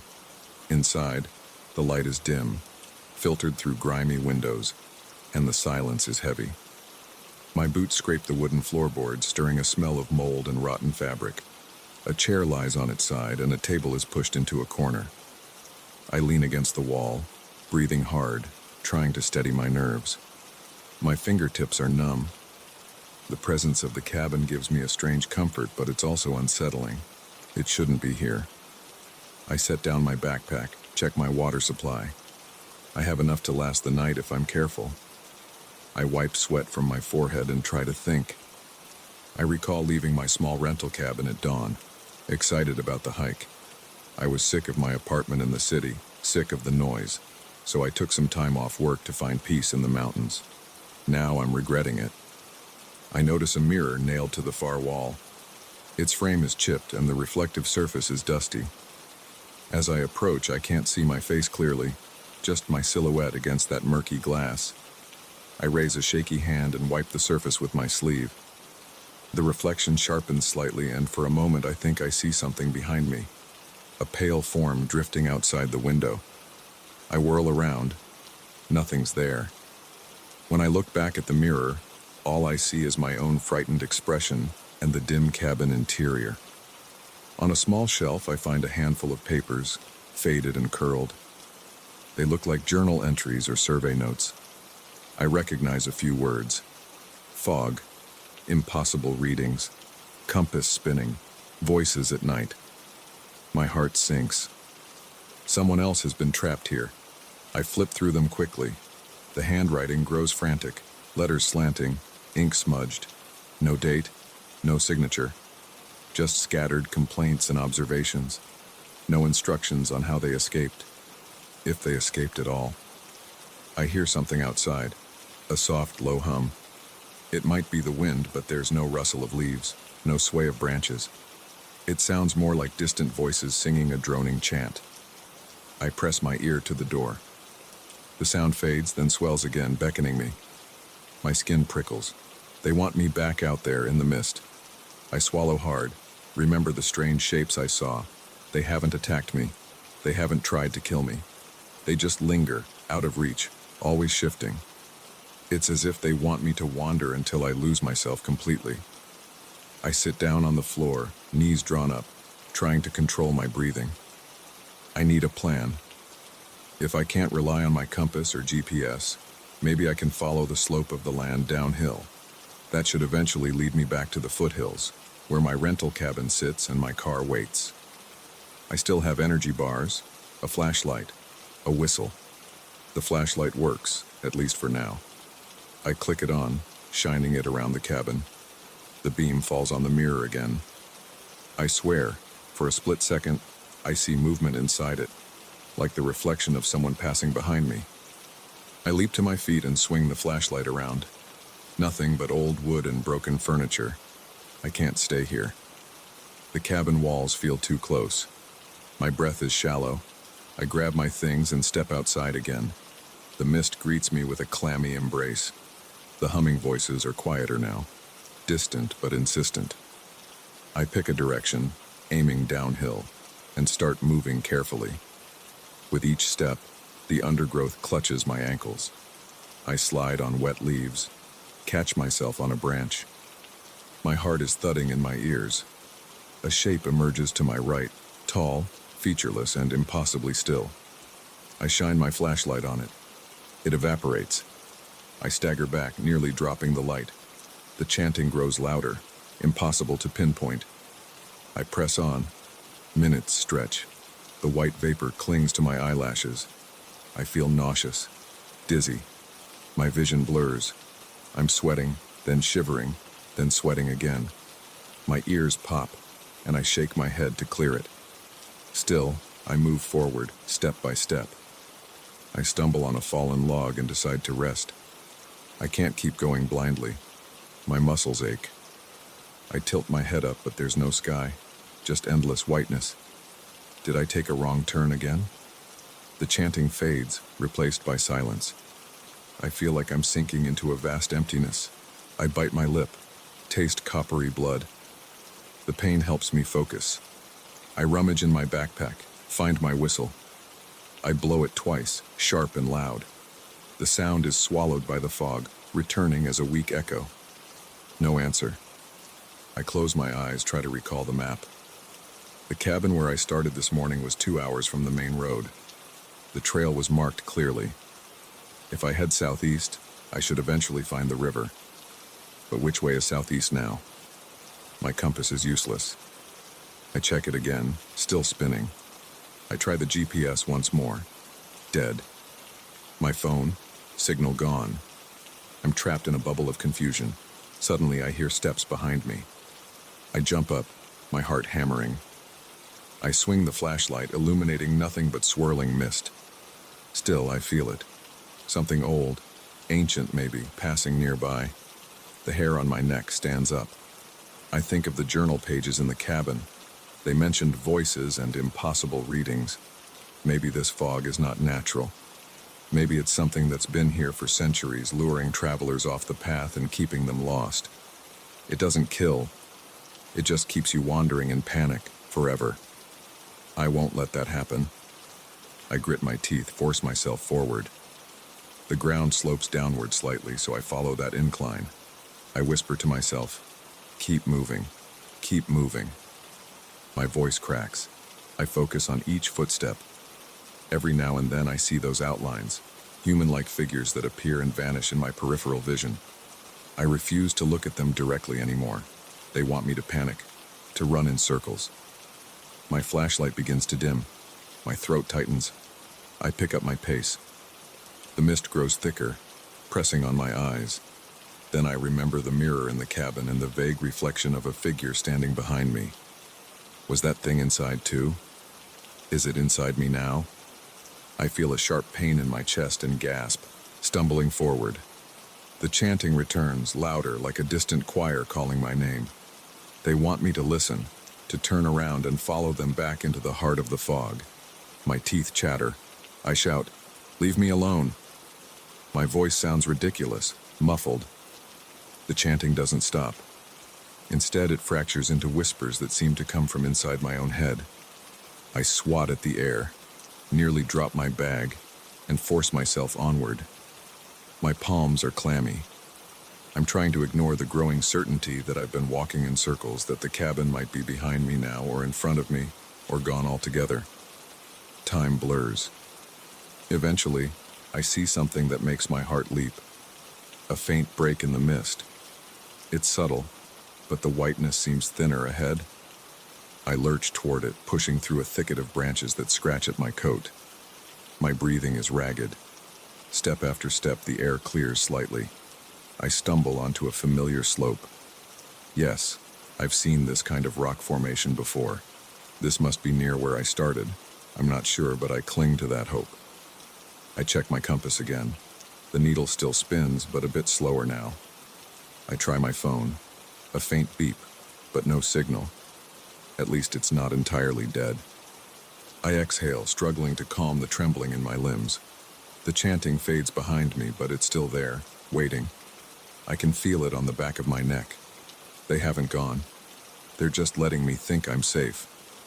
I walk another 10 minutes and recognize a fallen pine I passed early in the morning.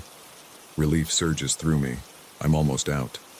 My head still pounds, but the dizziness lessens. I hurry toward what I believe to be the correct direction. Behind me, I think I hear my whistle's echo, like someone else blowing it. I refuse to turn around. When I finally break free of the thickest part of the mist, I collapse near a large boulder. There's more color in the world now, the green of moss, the brown of earth.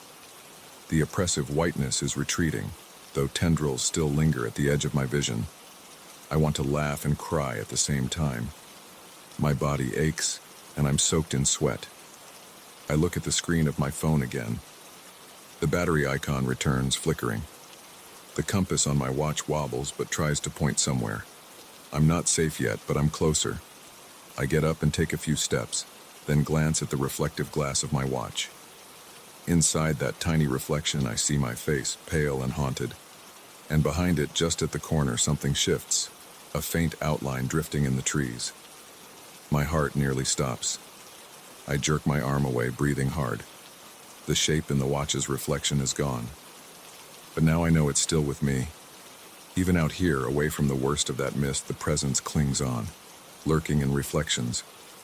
I can't be sure it's not following me back to my rented cabin, back into my life. As I limp downhill, I keep checking over my shoulder, waiting for those whispers to start again. I have escaped the thick of it for now, but I feel it inside my bones, like a stain that won't wash out. I know I'll never trust my compass the same way again. I know I'll always keep an eye on my reflections, looking for a flicker of white behind me. The mist doesn't need to kill. It just needs me to remember that it's still there, waiting. And I do. I will never forget.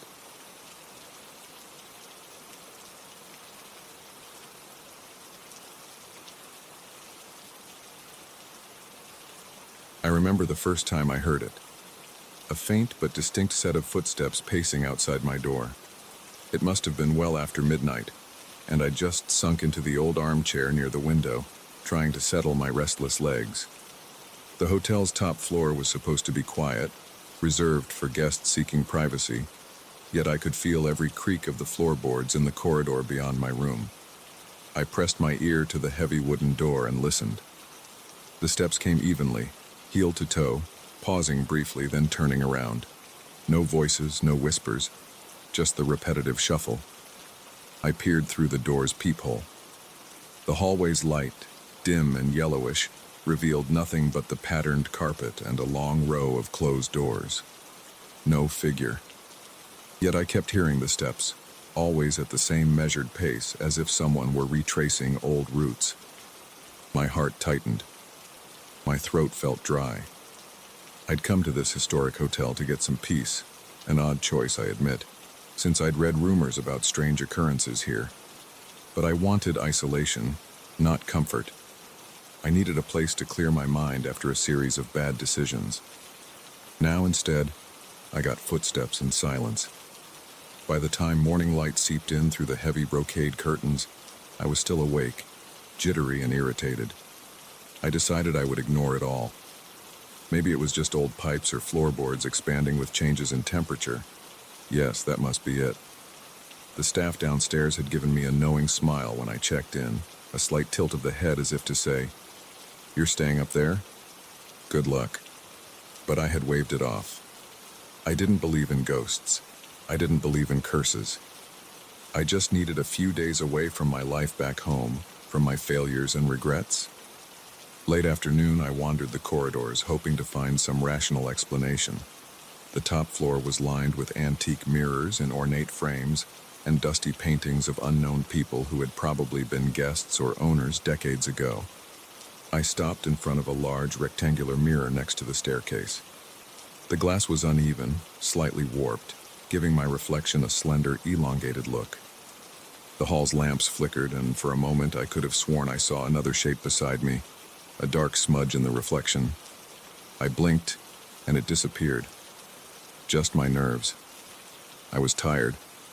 I found a small lounge area down the hall, half forgotten, with faded armchairs and a low table scattered with old brochures of the hotel's past events.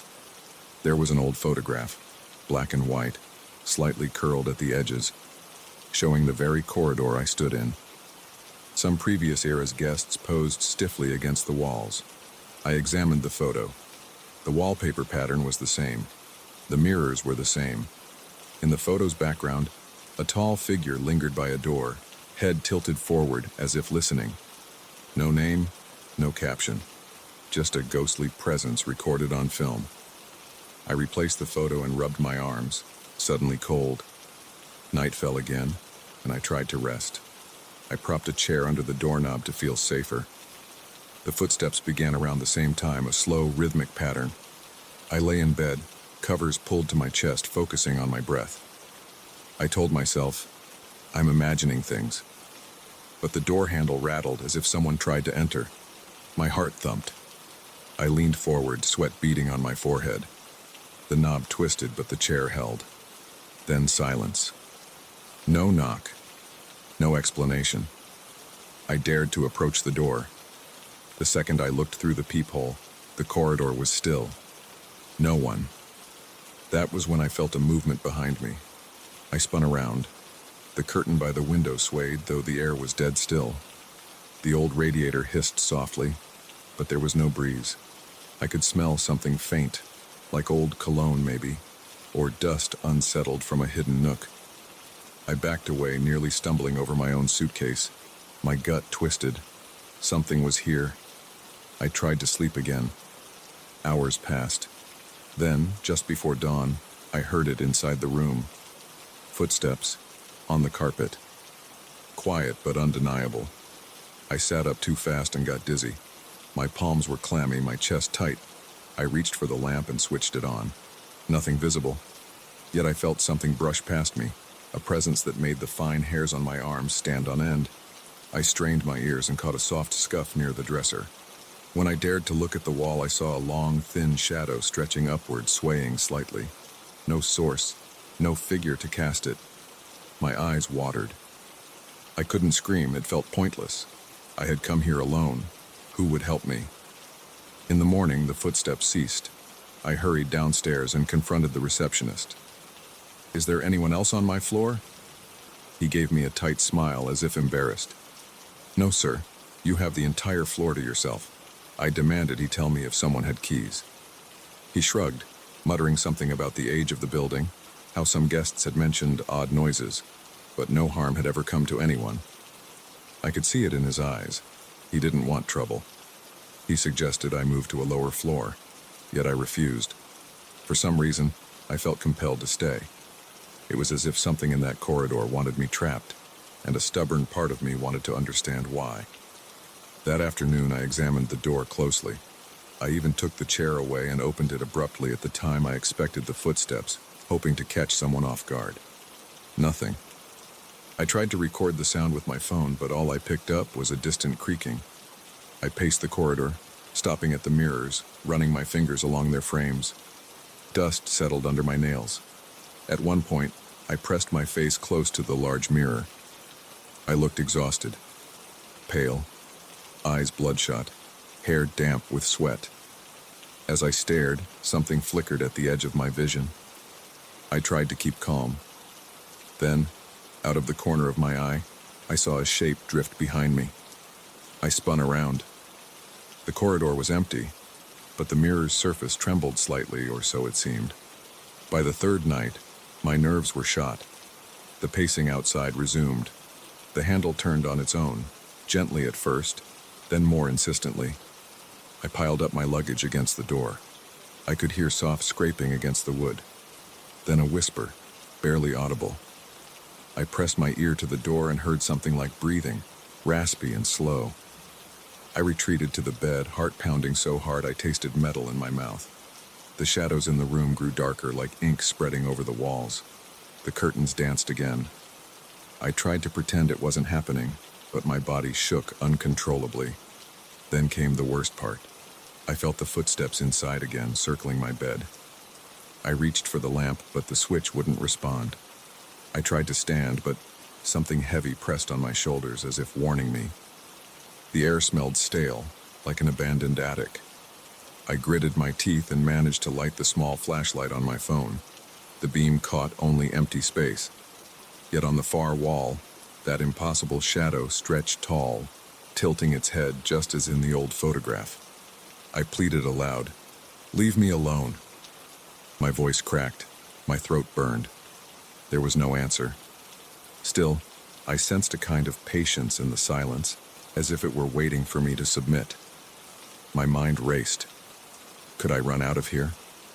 Could I just abandon the room, the hotel entirely? But as I approached the doorknob rattled violently, and I heard that same rhythmic pacing in the corridor. It was as if the presence wanted to keep me from leaving, locking me in a loop of fear. Determined, I grabbed a sheet and flung it over the largest mirror in the corridor, hoping that would help. But as I stepped back inside, the footsteps followed, almost amused. I dragged a chair under the knob again, breathing hard. I kept wiping sweat from my face, my stomach knotted. The more I resisted, the stronger its hold seemed to grow. When I leaned against the door, I realized I was trembling so badly I could barely stand. At some point near dawn, delirious from lack of sleep, I tore open the dresser drawers.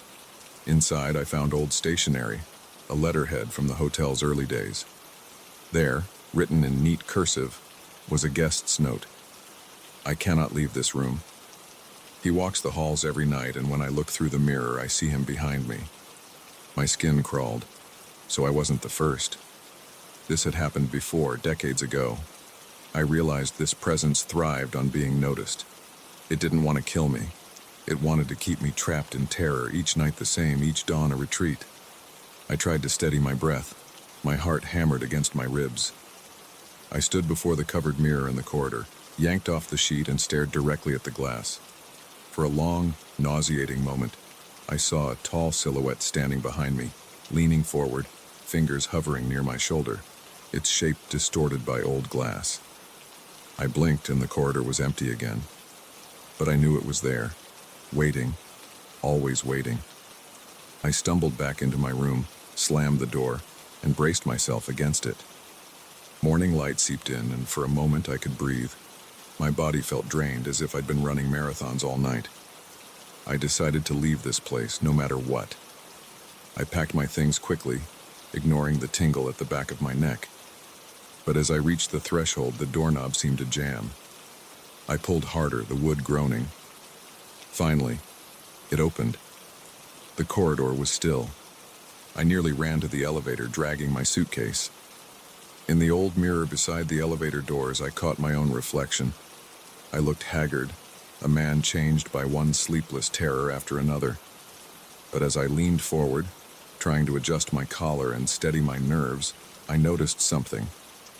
My reflection's eyes seemed darker, its posture slightly different.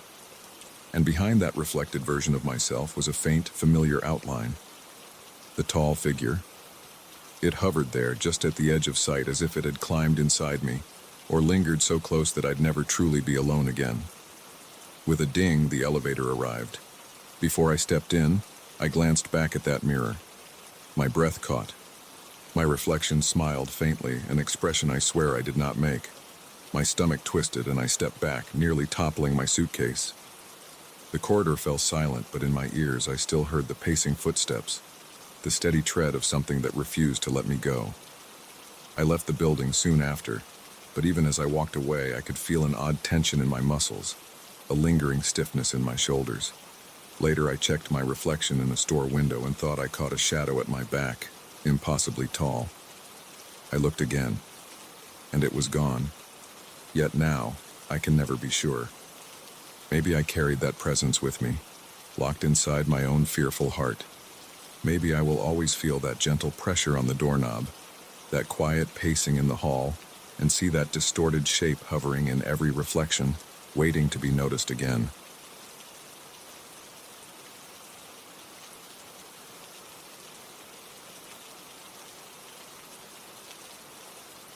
I remember the first time I saw it move. Just a slight shift, a subtle bend at the waist. It was around Tres d'Amanhun, and the air tasted stale, as if it had been locked inside the old garden walls for centuries. I had stumbled out of my cramped guest room, drawn by a strange scratching noise outside.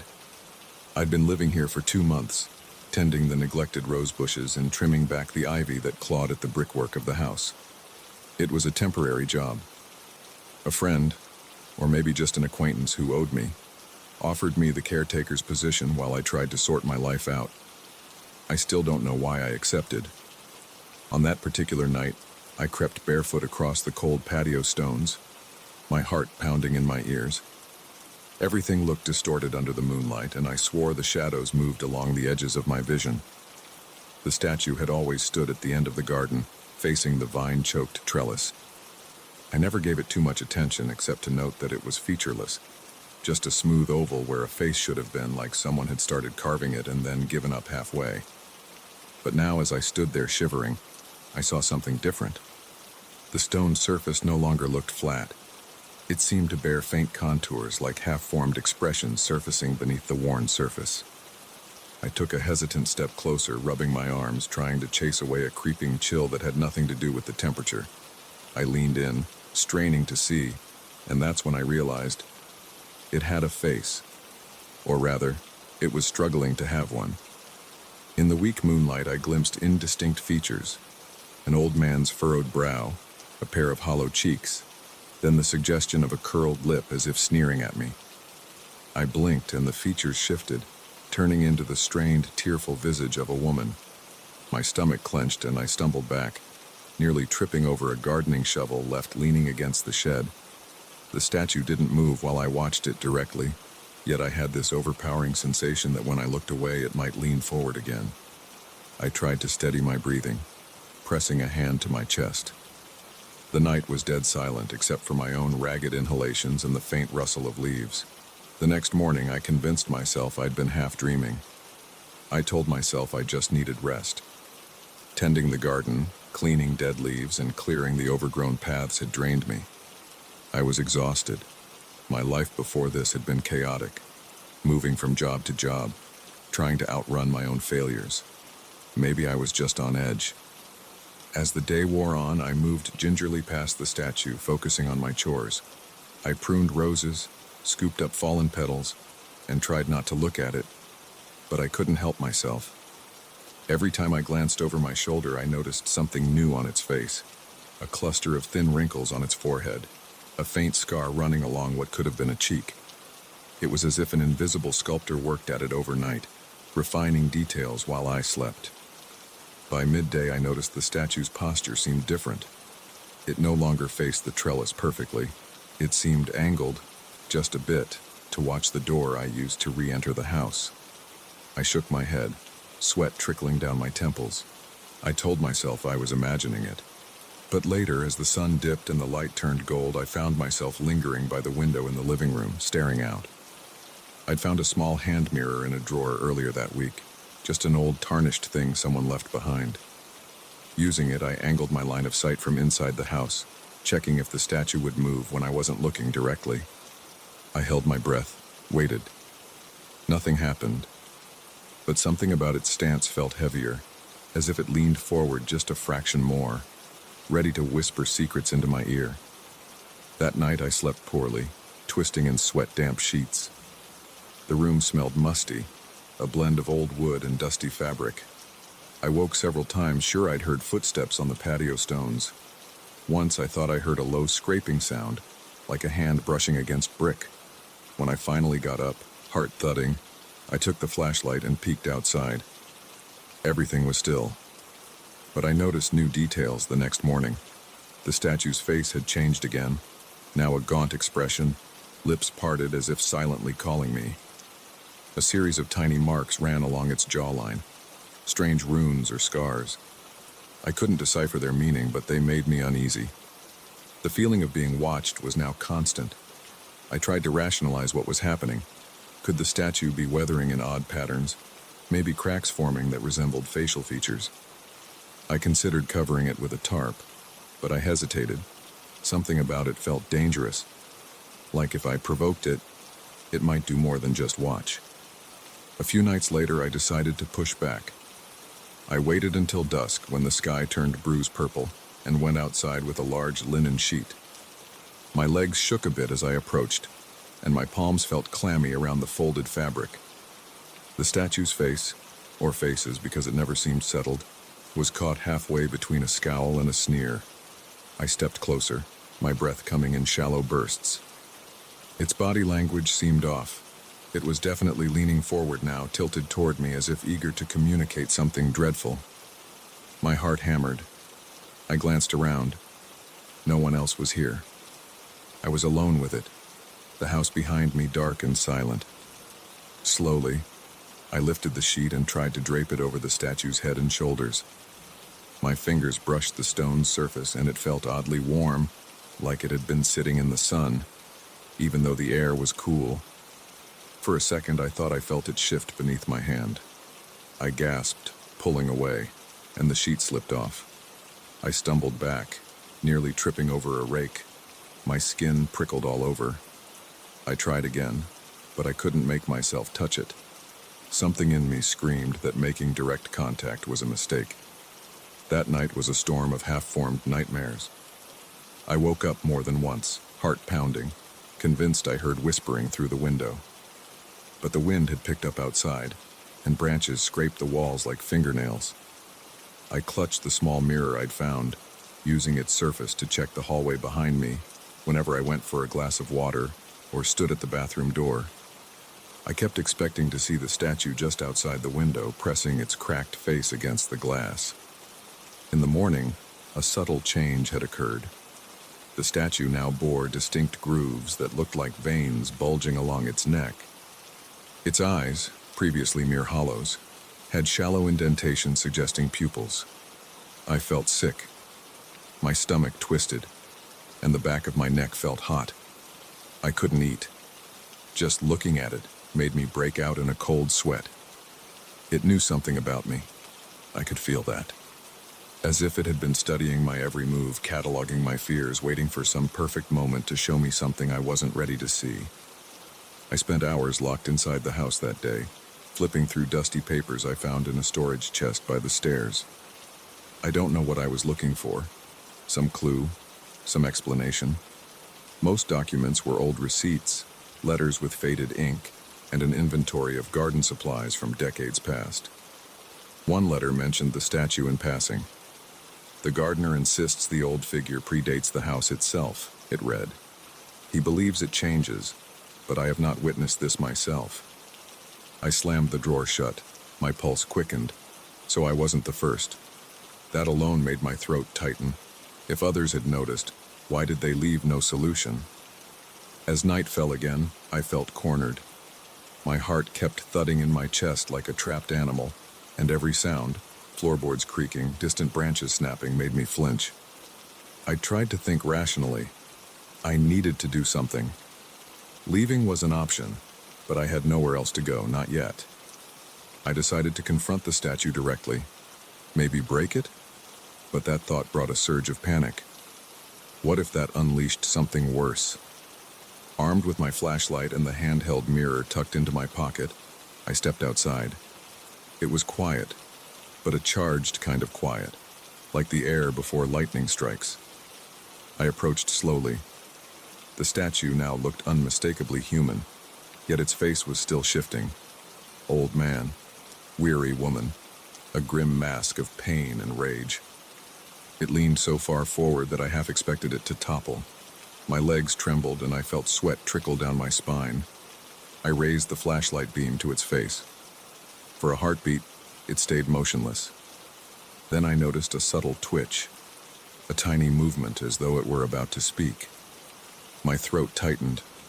I lifted the mirror, angling it so I could see the statue's face without meeting its gaze directly. The reflection was distorted, but I saw it in the silvered glass. The stone lips parted. I heard no words, just a dry rasp, like stone on stone. My heartbeat thundered in my ears. I wanted to run, but my legs felt like lead. Instead, I took a step back. The statue seemed to follow the movement, bending a fraction more. I couldn't stand it. I grabbed the linen sheet I'd left crumpled near the trellis and flung it at the statue. I managed to cover its head this time. The rough outline of a face pressed against the fabric from beneath, features bulging outward as if trying to escape. I staggered back, dizzy. The night air felt too thick to breathe. I tasted bile on my tongue. Then, without warning, the sheet slid off on its own, drifting to the ground. The statue was bare again, featureless for just a moment, as if mocking me. Then it slowly formed a new face, an expression I recognized, my own. I swallowed hard, tears burning at the corners of my eyes. It was mimicking me, my own fear and pain reflected in that cold stone. I couldn't stay. I bolted inside, locking the door. My chest heaved as I collapsed against the wall, sweat soaking my shirt. In the hallway mirror, yes, there was a mirror inside, a small one hung near the coat rack. I thought I caught a movement behind me. I spun around, but nothing was there. Still, my reflection looked different. My eyes seemed darker, hollowed out. The skin under my left eye looked bruised. My own face, already tired, now carried an unsettling resemblance to the statue's shifting features. As dawn approached, I still couldn't sleep. The windows rattled softly. I peered outside, but the statue was just a silhouette against the pale sky. I couldn't tell if it had moved again. My stomach twisted as I considered the future. I would leave soon, maybe tomorrow, I told myself. This job wasn't worth my sanity. But just as I turned away, I caught a glimpse in the mirror on the hallway wall. The reflection showed the statue standing closer to the house, impossibly close, right beneath the window. I swore it was inches from the glass, leaning in. My heart jolted, and when I looked outside directly, it was back at its original spot. The reflection, though, lingered in my mind, seared there like a brand. Now, even as I try to calm myself, I know I won't rest. My eyes play tricks on me. My skin feels tight and feverish. When I glance quickly into any reflective surface, window panes, the steel doorknob, the small hand mirror, I think I see its face behind mine, carved with impossible detail. The scars, the marks, the shifting eyes. It's learned something about me, and it's not done. The danger hasn't passed. Every reflection, every glance over my shoulder tells me the same thing. It's waiting, and it's closer than ever.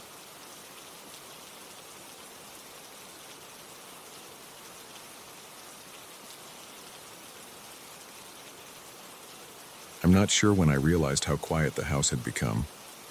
Maybe it was during one of those flickers of light when the overhead lamp buzzed and dimmed, leaving me blinking in semi-darkness. I stood in my grandfather's old study, one foot half wrapped in the edge of the worn rug, holding the pocket watch he'd left me. The watch felt heavy in my hand, colder than it should have been, its chain dangling lifelessly. I'd tried 3 times now to adjust it, but it wouldn't budge from exactly 3 o'clock. The hands stood rigid, mocking me with their stubborn stillness. I swallowed hard. The air tasted stale, as though the windows hadn't been opened in decades. The dark wooden walls seemed to press inward, the silence heavy and claustrophobic. I remember the day I moved into this creaking old place, my grandfather's house. I inherited it after he passed, and though I'd always found it eerie, I never expected something like this. But now, with the watch clasped in my palm, each breath I drew felt more difficult than the last. I tried to ignore the goosebumps that crept over my arms and neck. I turned the watch over. Its ornate casing bore strange geometric patterns etched into the metal, circles interlocked with triangles and lines I couldn't decipher. I pressed the small button at the top, expecting the cover to pop open smoothly. It stuck for a moment, then gave way with a click. Inside, the watch's face shone back at me. It was oddly reflective, like a tiny silver mirror set behind the motionless hands. Just seeing my distorted reflection made my stomach twist. Then the temperature dropped further. My breath misted in front of my face. I heard a whisper, faint, almost impossible to catch. It slid beneath my hearing like a blade beneath skin. My heart fluttered. I glanced around the study, the old oak desk, stacks of yellowed papers, the musty chair. Nothing and no one else. Just that voice, a half syllable of something dark and distant, lingering in the corners. I stepped back into the hallway, fumbling for the light switch. The corridor lamp flickered pathetically, casting jittery shadows along the peeling wallpaper. My pulse hammered in my ears. I touched my forehead with my free hand, felt the cool sweat forming there. Something was deeply wrong, and I knew it. But what could I do? This was my home now. I had nowhere else to stay, not tonight at least. And if I left, where would I go at this hour? I closed the watch with a snap, hoping it would help. The temperature rose a degree, maybe just in my mind. I turned toward the living room, intending to sit down, collect my thoughts, maybe make some tea. As I stepped through the doorway, I stumbled. My vision blurred, and suddenly I was standing in front of the cold, dark TV set. But how had I crossed the room so quickly? I blinked, disoriented. Had I blacked out for a second? I glanced at the wall clock. It read 9:12 p.m. I checked my phone. 9:14 p.m. Close enough. I sighed, pressed the watch between my palms. It remained at 3 o'clock. I tried not to think about it too much, tried to be rational. It was just a broken watch, right? A family heirloom that hadn't worked in decades, but why did I feel the hairs on my neck standing on end? I sat on the sofa and forced myself to inhale slowly. In, out. My lungs still felt squeezed. The silence thickened until I heard the faint creak of floorboards overhead. I knew no one was upstairs. The attic was empty, just old junk and boxes. Yet I heard footsteps, soft, deliberate steps. My chest tightened and I shot to my feet. The watch's chain clanked against the coffee table as I set it down, determined to investigate, to prove to myself that nothing was there. I climbed the stairs, my throat dry, each step slower than the last. The attic door was at the end of the hall. I reached it, hand trembling on the knob. The metal felt like ice. I pushed it open, squinting into the darkness. Dust motes swirled in the faint light from the hallway. I pulled the chain of the old bulb hanging from the rafters. The bare light flickered, but at least it stayed on. Boxes, trunks, old lamps, and my grandfather's ancient tools sat in silent disarray. No one here. Of course. I listened carefully. Nothing but my heartbeat. The attic smelled of mold and old varnish. I turned to go back downstairs when something caught my eye. a small leather-bound notebook, half tucked behind a wooden crate. I picked it up. Its cover bore the same strange symbols I'd seen on the watch's casing. I flipped through pages scrawled in my grandfather's neat handwriting. Words jumped out: stolen time, cycles, trapped in 3, watch demands. My chest constricted. I snapped the notebook shut. The light sputtered. Suddenly I felt dizzy again. The world tilted. The bulb dimmed to darkness, then flared painfully bright. I stumbled forward, leaning against a trunk. When I regained my balance and opened the attic door, the hallway was darker than before. My phone screen said 10:25 p.m., but it felt like I'd only spent a minute or two upstairs. Did I lose nearly an hour? Back downstairs, I found the watch right where I'd left it. But something was different. My arms felt numb, as if they'd fallen asleep. Rolling up my sleeves, I saw faint marks etched into my skin, shallow geometric lines like the patterns on the watch. They didn't hurt. They didn't bleed. They were just there. Panic gnawed at my stomach. I tried rubbing them away. They didn't fade. I rushed to the bathroom, flicked on the light. The bulb buzzed, then stabilized. My reflection in the mirror looked pale. I splashed cold water on my face, trying to shake this feeling. That's when I noticed my right arm's pattern had grown more intricate, a tiny wheel shape near my elbow that hadn't been there seconds before. I pressed my fingertips to it. No pain, no sensation, just that haunting pattern. A whisper drifted in from the hallway, a single rasped syllable. I rushed out, wet footprints marking the floor. The watch seemed heavier now, as if it had absorbed my fear. I tried to call someone. My phone's battery was inexplicably low. The call wouldn't connect. Outside, the wind howled. The windows rattled, but no light came through the curtains, just a dull, moonless darkness.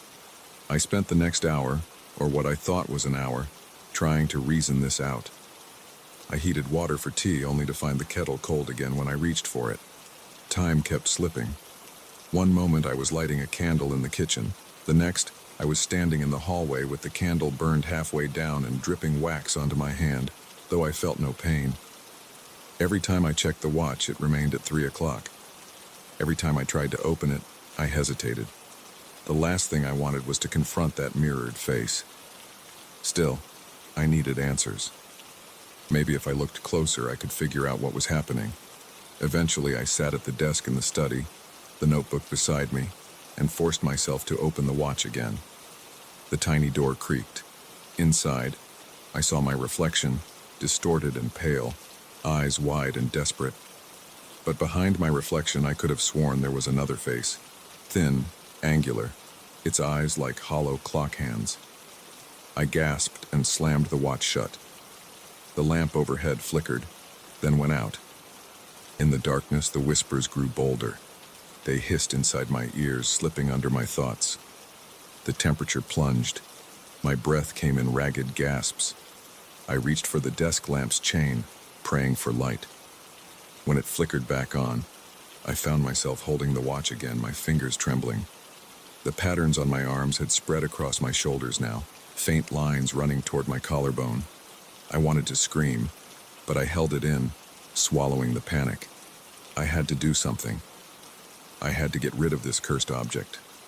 I stood up, stumbling through the corridor, nearly knocking over a vase. I headed for the front door. My intention was clear. I'd toss the watch outside, bury it in the garden, throw it into the street, anything to break its hold. But as I neared the door, the latch jammed. I pulled, twisted, shouted at the empty hall. The whispers mocked me.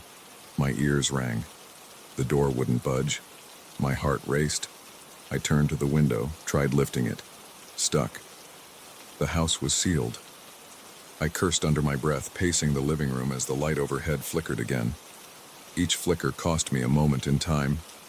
Each heartbeat felt slower, as if the watch were twisting the seconds at its will. What if I smashed it, destroyed it entirely? I found my grandfather's old hammer in a kitchen drawer. With shaking hands, I set the watch on the dining table and raised the hammer. The moment the hammer's head swung down, the lights died. In that blackness, something cold wrapped around my wrist. I froze. When the lights fluttered back, I stood empty-handed. The watch was gone from the table. The hammer lay on the floor. My arms were now covered entirely in those patterns, beautifully intricate and terrifyingly alien. My breathing came in shallow bursts. I had to face this thing, whatever it was. I stumbled back to the study. The notebook lay open now, though I didn't remember leaving it that way. One phrase stood out. To escape its cycle, face the reflection and deny its claim. So I opened the watch again, gripping it tightly. I forced my eyes onto that tiny reflective surface.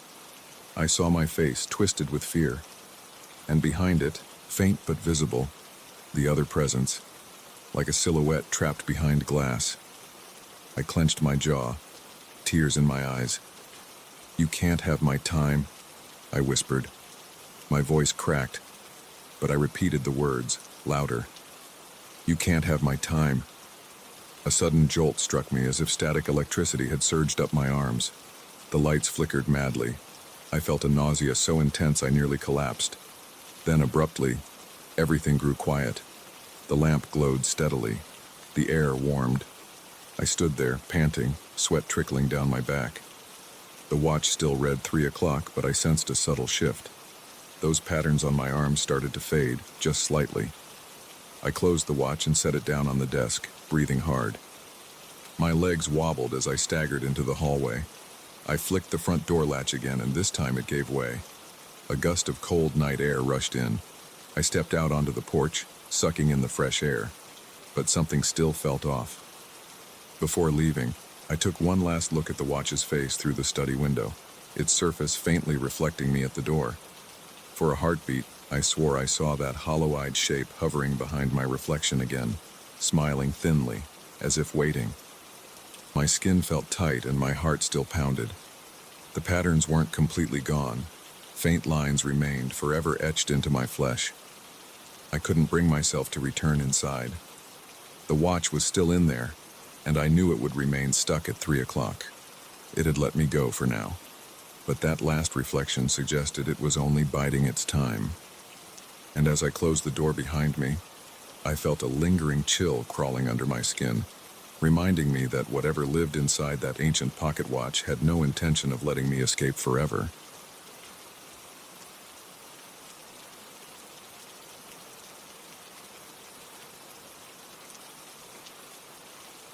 I remember the first time I noticed those damned footprints. It was late afternoon and the light in the basement was already dimming. I had taken a break after hours of packing old boxes and sweeping dusty floors. My throat burned from the stale air, and every breath carried the taste of mold.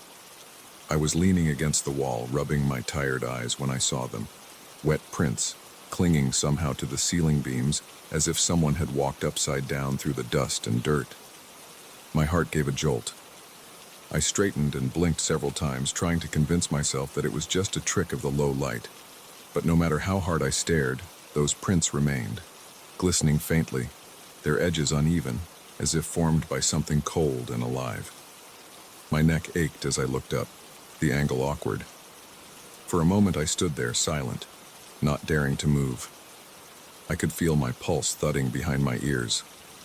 This house belonged to my family for decades, though I hadn't set foot in it for years, not since I left it behind for a cramped apartment in the city. I returned only because my uncle asked me. He was too old now, wanted the place cleared out so it could be sold. I never liked this house. It was too large, too quiet. Every corner seemed to hide some unpleasant secret. The basement especially always made me uneasy. But I never imagined finding something like this. I crept closer, my boots scraping over the concrete floor.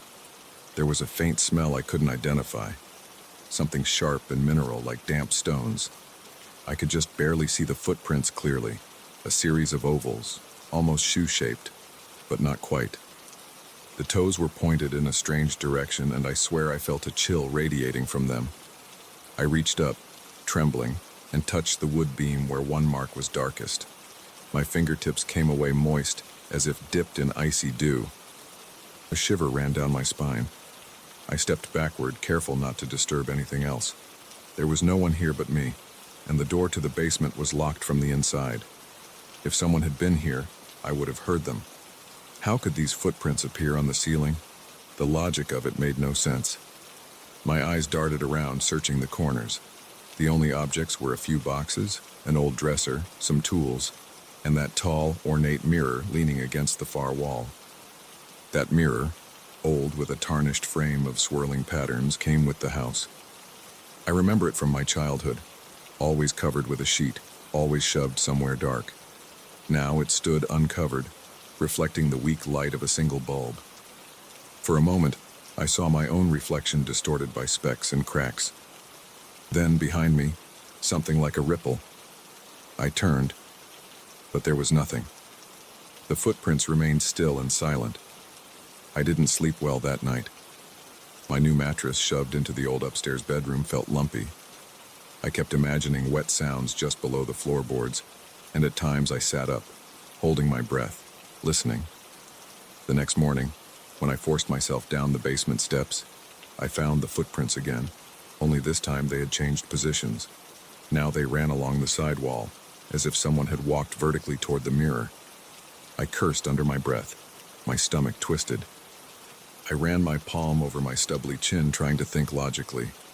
Maybe water was seeping through cracks, forming patterns as it dried. But why these shapes, and why always changing places? I knelt and examined them closely. Still moist, still chilling to the touch. They seemed to be leading me closer to the mirror. Over the next few days, I tried to work as normally as possible. I moved boxes upstairs, sorted old family documents, stacked furniture to be taken away. But I kept checking the basement. Every morning, the footprints would be somewhere new, on a beam, on the opposite wall, sometimes even looping in a bizarre spiral. Each time, they looked fresh, as if just formed. Each time, that strange mineral smell hung in the air, and each time the mirror caught my eye. I noticed that whenever I approached it, my reflection seemed slightly off, my movements delayed by a fraction, or the angle skewed, as if the world behind the glass didn't match mine. On the fourth day, I tried an experiment. I brought a thick plastic tarp and covered the mirror completely. I hammered a small nail into the beam and hung a dusty old quilt over it, just to be sure. Then I swept the basement floor, letting the dust settle, trying to ignore the clammy feeling that crawled up my arms. After that, I locked the basement and went to town to run some errands, convinced that I'd stop this nonsense once and for all. When I returned that evening, I found the tarp and quilt tossed aside, crumpled in a corner. The footprints were on the ceiling again, but now they formed a trail that zigzagged, as if frustrated. My breath caught in my throat. My heart drummed so loudly I could barely hear my own thoughts. I snapped the overhead light off and on, but nothing changed. The mirror stood there, uncovered, reflecting me standing rigid at the bottom of the stairs, a faint sheen of sweat on my forehead. I wanted to run. Every muscle in my body screamed for me to leave this place, to just walk out and never come back. But I needed money from selling the house, and I had promised my uncle I'd finish the job. Besides, there was a gnawing curiosity in me now, some desperate need to understand what was happening. Maybe something wanted to communicate with me. Maybe these impossible footprints were some code, a pattern I was meant to decipher. So I watched them more closely. Each day they rearranged, forming shapes I couldn't quite identify.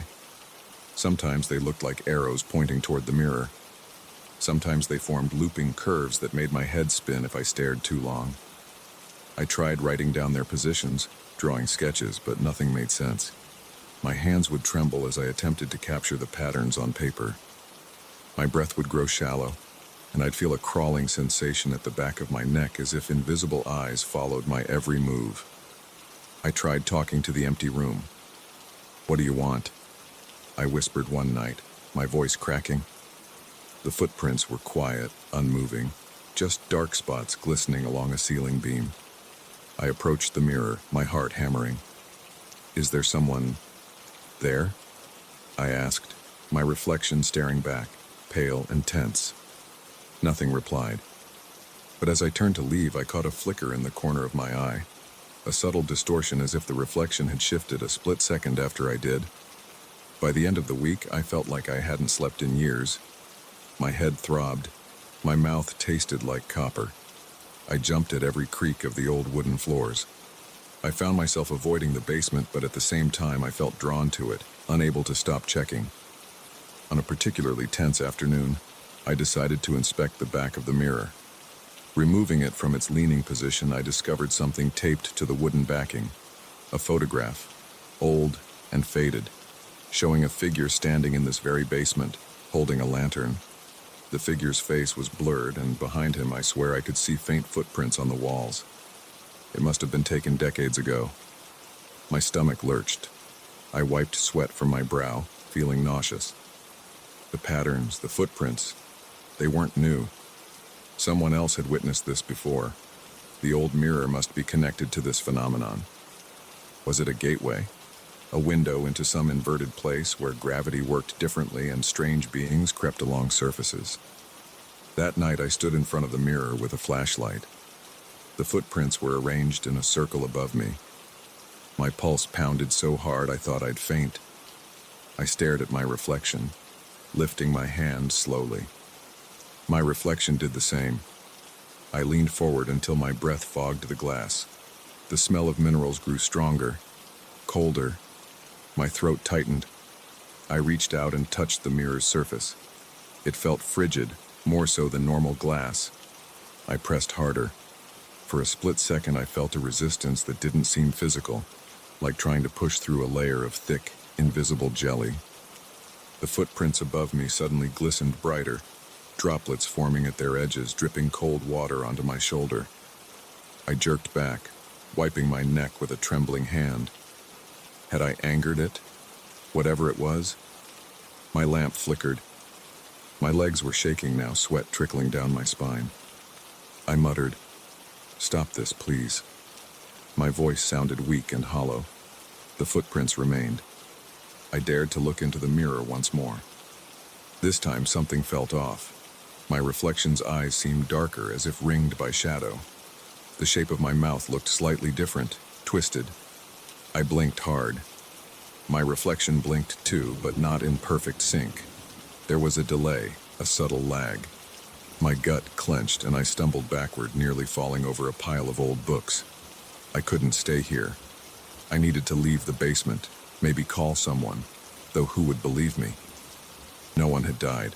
Nothing was broken, but I was losing my mind down here. I had to do something drastic. Gathering my courage, I seized the quilt from the floor and approached the mirror again. My hands shook so violently I could barely hold it.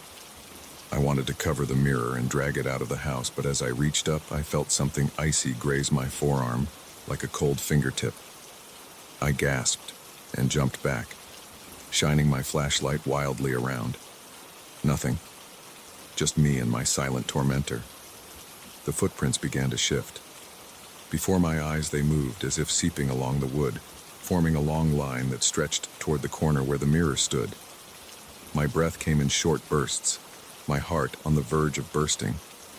I had to decide.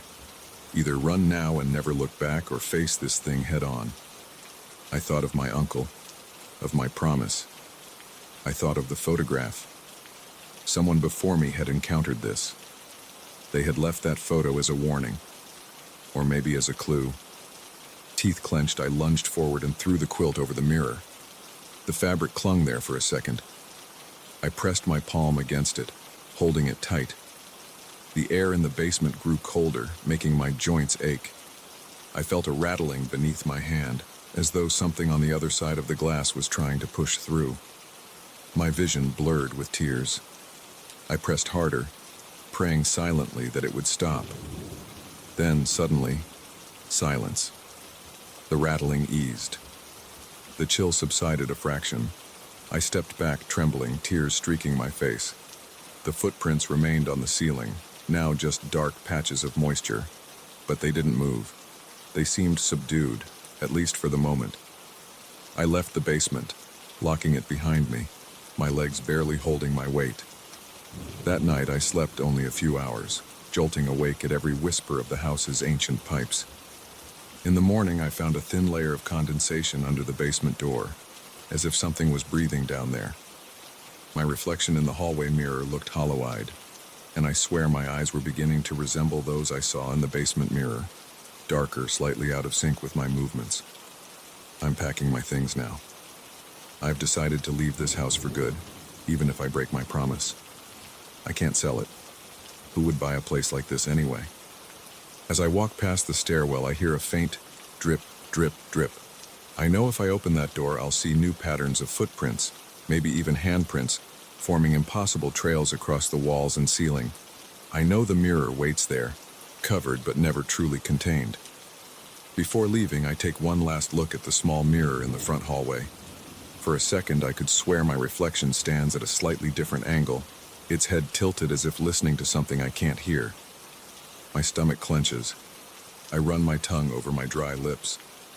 I don't dare linger. I know what I've seen. I know the danger isn't gone. It's just waiting. The next time I come across a reflection, I might see those footprints behind me, or feel that icy presence lingering at my shoulder. And if I ever do return, I'll find that old basement mirror waiting, its hidden world ready to spill over into mine.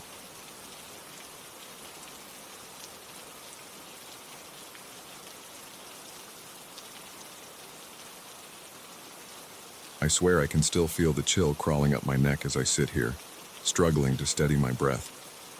Even now, the walls of this old house seem to press in on me as if they know something I don't. I've been living here alone for a few weeks, ever since my aunt passed away and left the place in my name. At first, it felt like a half-hearted blessing. The house was old and heavy with silence, but I figured I could fix it up, sell it, move on. No one else seemed interested in it anyway. But tonight, the air inside these rooms feels charged, as though something is alive and watching.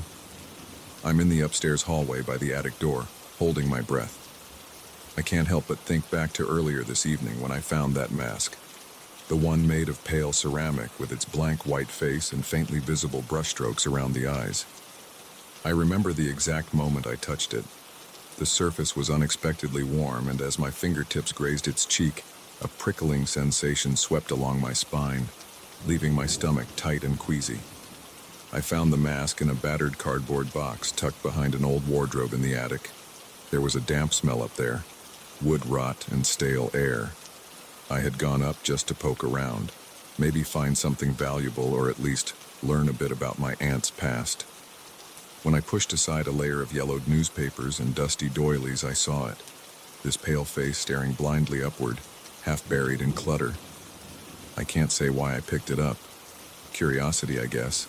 It's the kind of object you'd see in an antique shop window. Cracked glaze, discolored edges.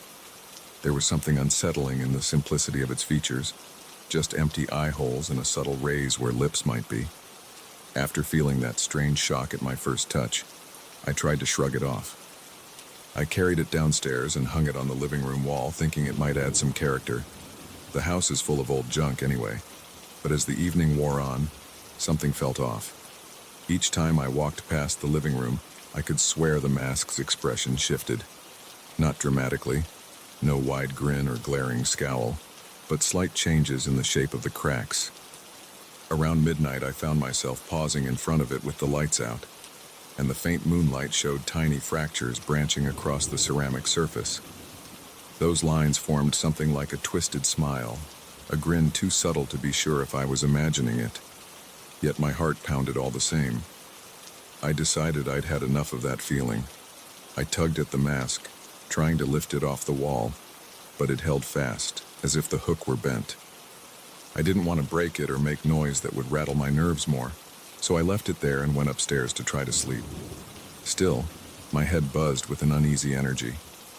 When I flicked off the bedroom lamp, I heard something downstairs, a muffled laugh, low and scratchy, as if heard through layers of thick fabric. I froze, holding my breath, listening to the silence afterward. Maybe it was the old pipes, or the wind scraping a branch along the siding. I tried to convince myself of that, but my chest tightened with a sensation of being watched. Eventually, I drifted into a restless sleep. I can't tell you what I dreamt, but I know it was unpleasant. I woke up at some point in the early hours, 3, maybe 4 in the morning, my throat dry, my heart hammering. My neck ached. I fumbled for the bedside lamp and blinked as the light stung my eyes. And that's when I saw it. The mask lying right next to the bed as if it had been gently placed there. My stomach flipped. I know I left it downstairs. There was no one else in the house. My fingers trembled as I reached out, feeling the cool ceramic once more. My hand recoiled as soon as I touched its surface. I swallowed hard and backed away, pressing myself against the headboard. Did I sleepwalk? Did I go downstairs and bring it up in some half-conscious stupor? The idea made me sweat. I examined the bedroom door. It was still locked from the inside. I remembered turning the key before lying down. How could that be? Too scared to go back to sleep, I spent the rest of the night sitting upright in bed, listening. The silence of the house was absolute. I felt as if I could hear my own blood pulsing behind my ears. The mask lay there on the floor, face up, its cracks still forming that subtle, mocking smile. I watched it for hours. It did not move again, but I could not shake the feeling it was waiting. By morning, with sunlight cutting through the thin curtains, I gathered the courage to pick it up again. My hand shook as I carried it back downstairs. The living room looked the same. Old furniture, a stuffy rug, the smell of damp wood that never seems to leave.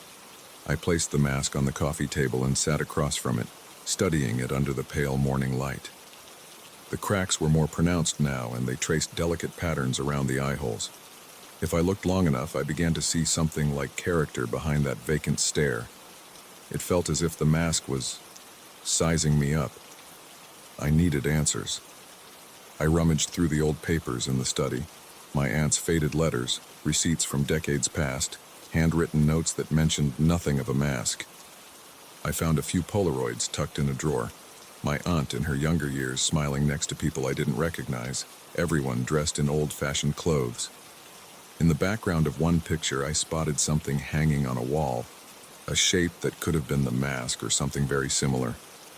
In another photo, a group stood around a large, ornate wooden box.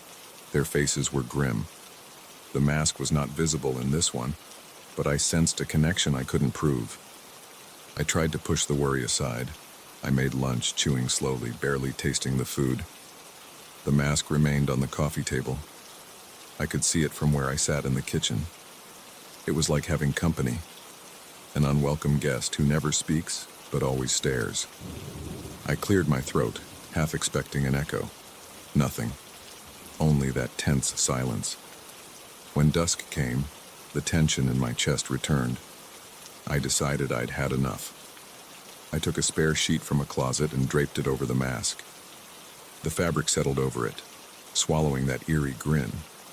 Out of sight, out of mind, I told myself. Perhaps I could leave this place tomorrow, find a buyer who wouldn't ask too many questions. I went upstairs and prepared myself for another long night. My limbs felt heavy. I tried to read, but my eyes kept drifting to the doorway, expecting a soft scratch or a stifled giggle. Eventually, I turned off the lights. I lay there in the darkness, my heart thumping. For a few minutes, nothing happened. No noises, no shifting shadows. Just as I began to hope I might fall asleep, I heard it again, that muffled laughter. I shot upright, my breath catching.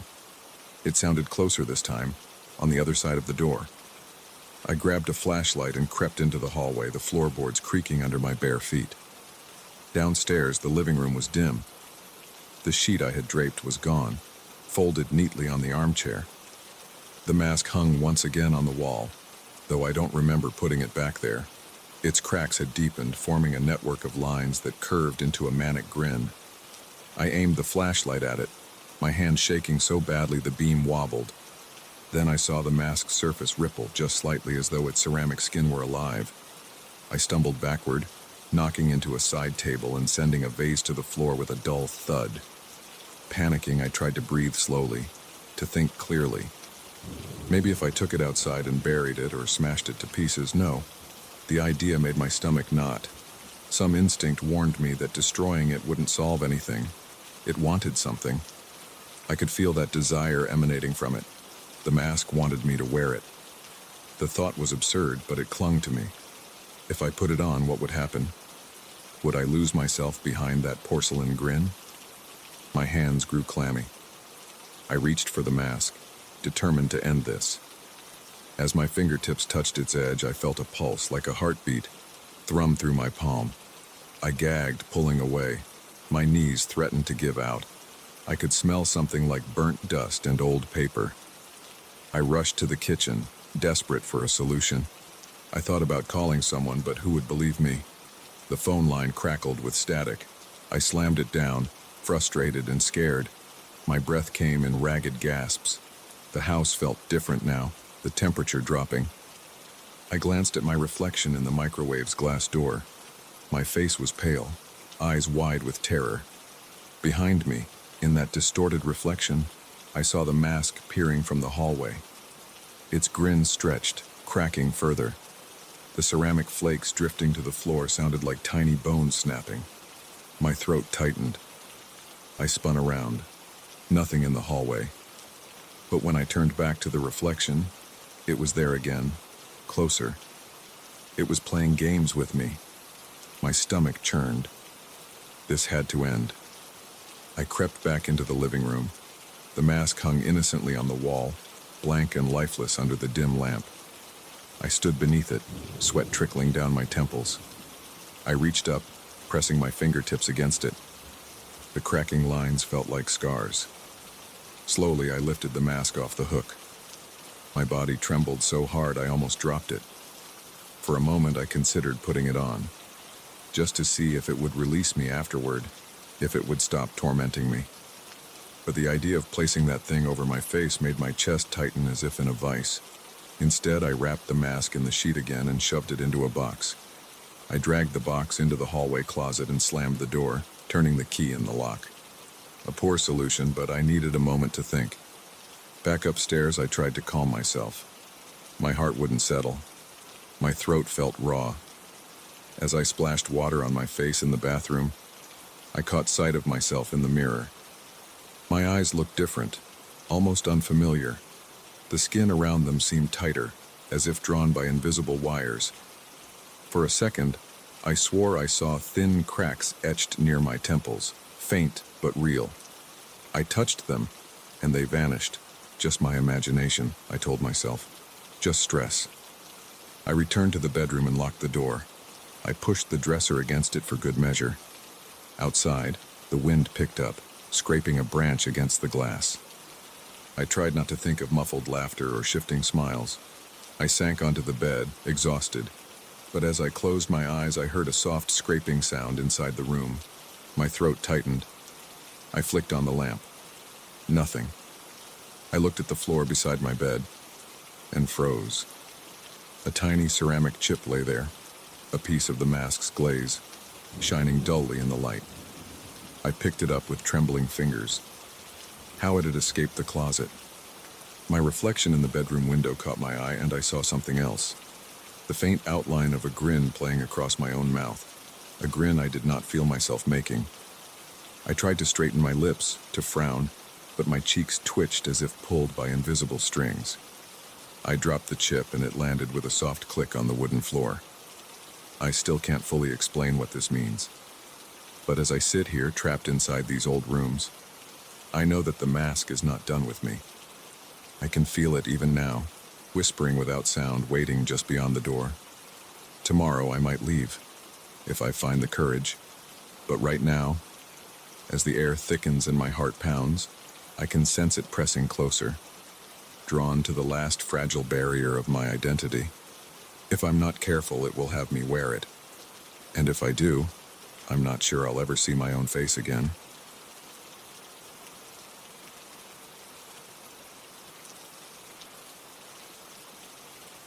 I first noticed it late in the evening, a little past midnight, when the only light in the living room came from the street lamp outside.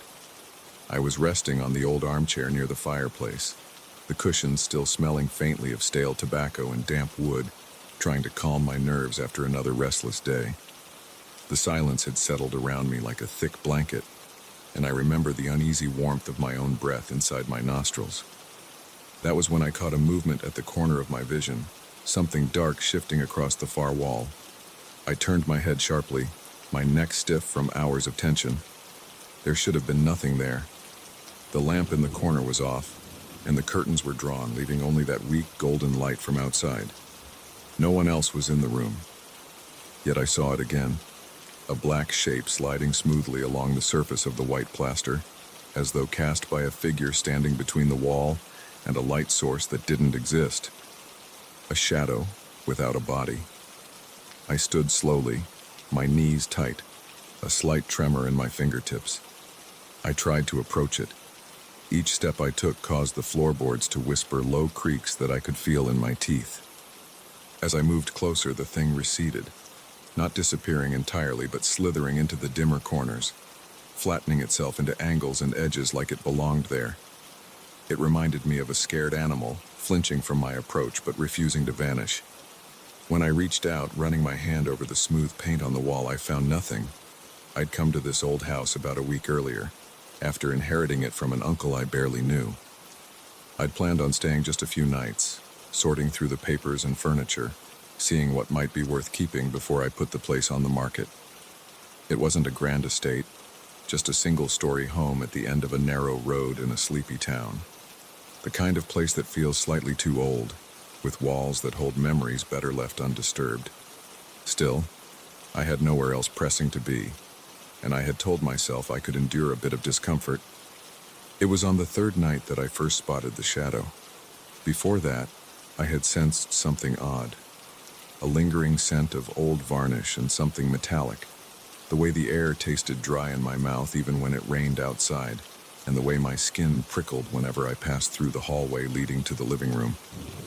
There was also that antique mirror I found in the storage closet, an oval frame, chipped at the edges, with a faint cloudy swirl at its center. It made my reflection seem off, as if the glass refused to show my face properly. I'd leaned it against a corner wall for now, unsure what to do with it. After my first attempt to confront the shadow, I spent the remainder of the night seated in the armchair, every muscle tensed. Occasionally, I would catch a quick slither at the edge of my vision, a dark fluid line drifting across the far wall. Each time I turned my head, it darted away, hiding behind shelves or slipping beneath the outline of furniture. If I rushed toward it, it faded instantly, and when I tried to shine my flashlight directly at it, the beam cut through empty space. No shape, no silhouette. Yet, as soon as I settled back and turned my gaze elsewhere, it would appear again, closer than before. Exhausted, I tried to sleep, but it was hopeless. Each time my eyes drooped, the feeling of a presence, something watching, jerked me awake. My body felt damp with sweat. My heart refused to slow down. Eventually, as dawn approached, I forced myself to do something practical. I marched into the small kitchen, washed my face with cold water, and boiled some coffee. The coffee tasted bitter, metallic on my tongue, but it steadied me. I decided to explore the house in daylight, hoping that I might find some clue. The morning sun bled through the curtains, revealing dust motes and old furniture that needed cleaning. I examined old shelves, creaky drawers, piles of papers left behind by my uncle. Nothing explained what I had seen. Still, the mirror caught my attention. It was older than the rest of the house's decor. Carved into its wooden frame were strange patterns, curving lines and small notch-like symbols that I hadn't noticed before. I ran my fingertip over them, feeling shallow grooves. It left me uneasy, so I covered the mirror with a sheet and placed it face down against the wall. The rest of the day passed quietly enough. I tried to rationalize the night's events. Perhaps the flickering of a passing car's headlight, or a trick of tired eyes. I even considered leaving the house, but I wanted to finish sorting through everything. I tried to rest that afternoon. I lay on the couch, listening to the wind rattling the window panes, and nearly dozed off. That night, the tension returned the moment the sun dipped below the horizon. I prepared myself, a flashlight in hand, a lantern lit near the door, and my phone's weak light as backup. I waited in the living room, my throat dry, knees bent slightly, ready for anything. For a while, nothing happened. Just silence. and my own pulse drumming in my ears. Then I caught a glimpse, the shadow sliding out from behind the covered mirror. I swear it emerged from beneath the sheet, like ink seeping through fabric. This time it moved more boldly, tracing a path along the wall above the fireplace. Slowly it formed shapes, geometric patterns, something like twisted runes. It didn't remain still. It flowed and stretched, creating one symbol after another, as if it wanted me to see them, to understand something I couldn't decipher. I tried to approach again, my breath coming in short bursts. When I got too close, it shrank away, darting into the corner near an old cabinet. My frustration boiled over. I shouted at it, my voice echoing hollowly. The shadow did not respond with sound, but I felt it shift, its presence thickening the air. My skin prickled and I tasted fear in the back of my throat, sharp and acrid. I flicked the flashlight's beam at the spot where the shadow had been. Nothing. Only pale plaster and a trembling sheen of sweat on my upper lip. I realized something then. It followed me when I turned my back.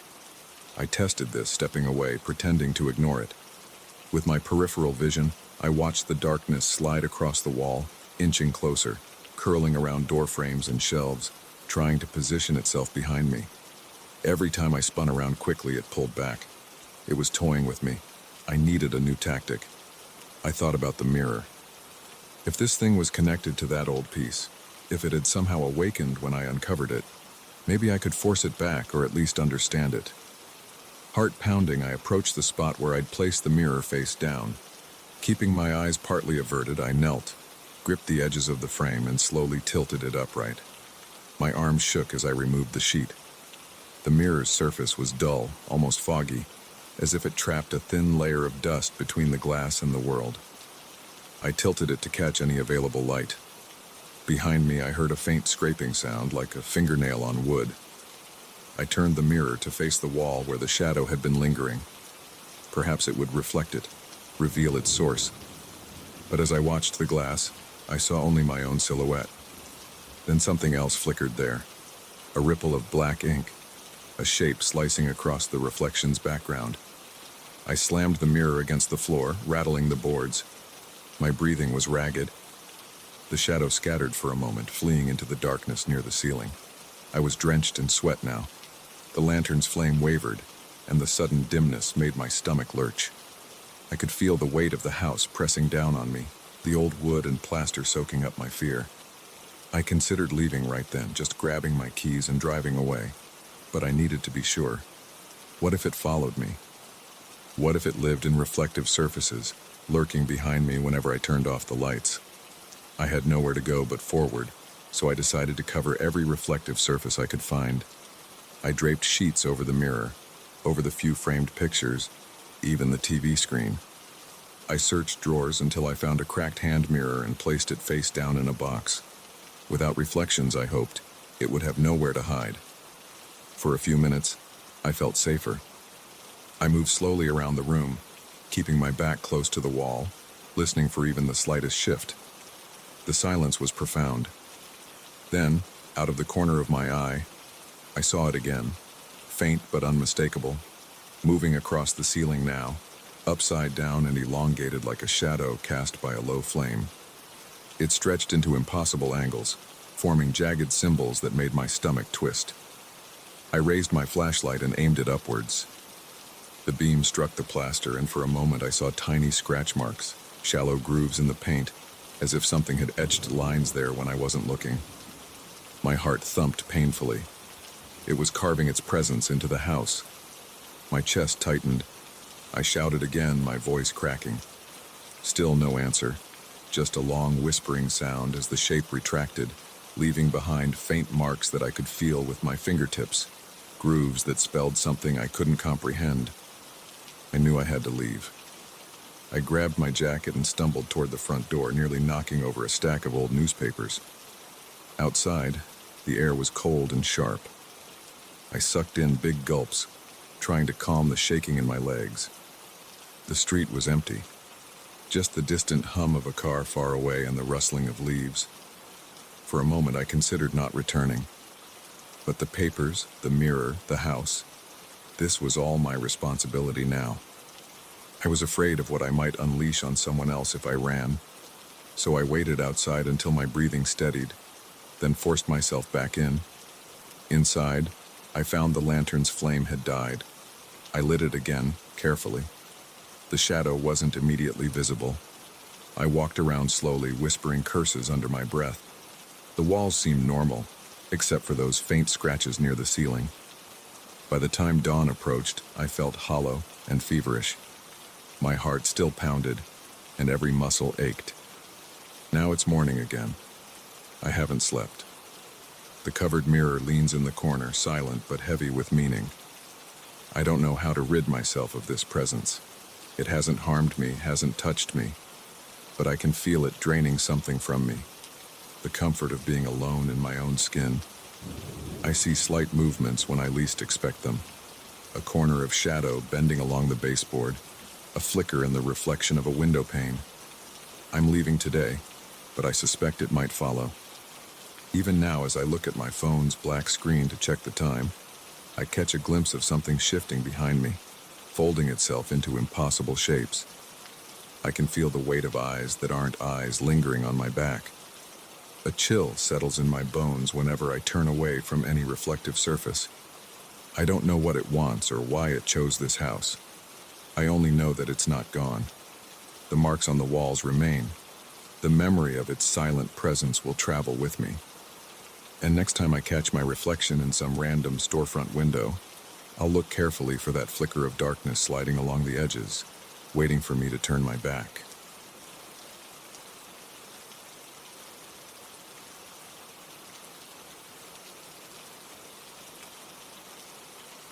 I noticed the cat again tonight right outside my bedroom window.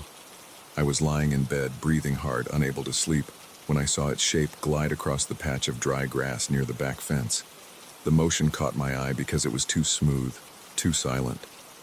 Usually cats make some noise, a scratch on bark, a faint rustle of leaves, or at least the soft tapping of paws on soil. Not this one.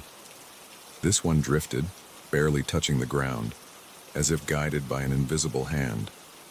And then those eyes, faded, almost colorless like washed-out marbles, turned toward me, drilling through the glass. My heart gave a jolt, and I sat up, gripping the edge of the mattress. I tried to focus on my breathing, but I felt my chest tighten. The cat stared, unblinking. There was something off about it. The whites of its eyes were fine, but the irises were pale, drained, as if the animal had bled all color into the night. I swallowed, tasting bitter saliva. I didn't move for a long moment, hoping it would lose interest, but it didn't. It was there yesterday too, and the day before. Always at twilight. Always watching. I'm not from here, I should say that. I inherited this old place after my uncle passed. No children, no close family besides me. I moved in a few months ago, figuring I'd fix the creaky floors and the cracked wallpaper, then sell it. The house is older than I realized.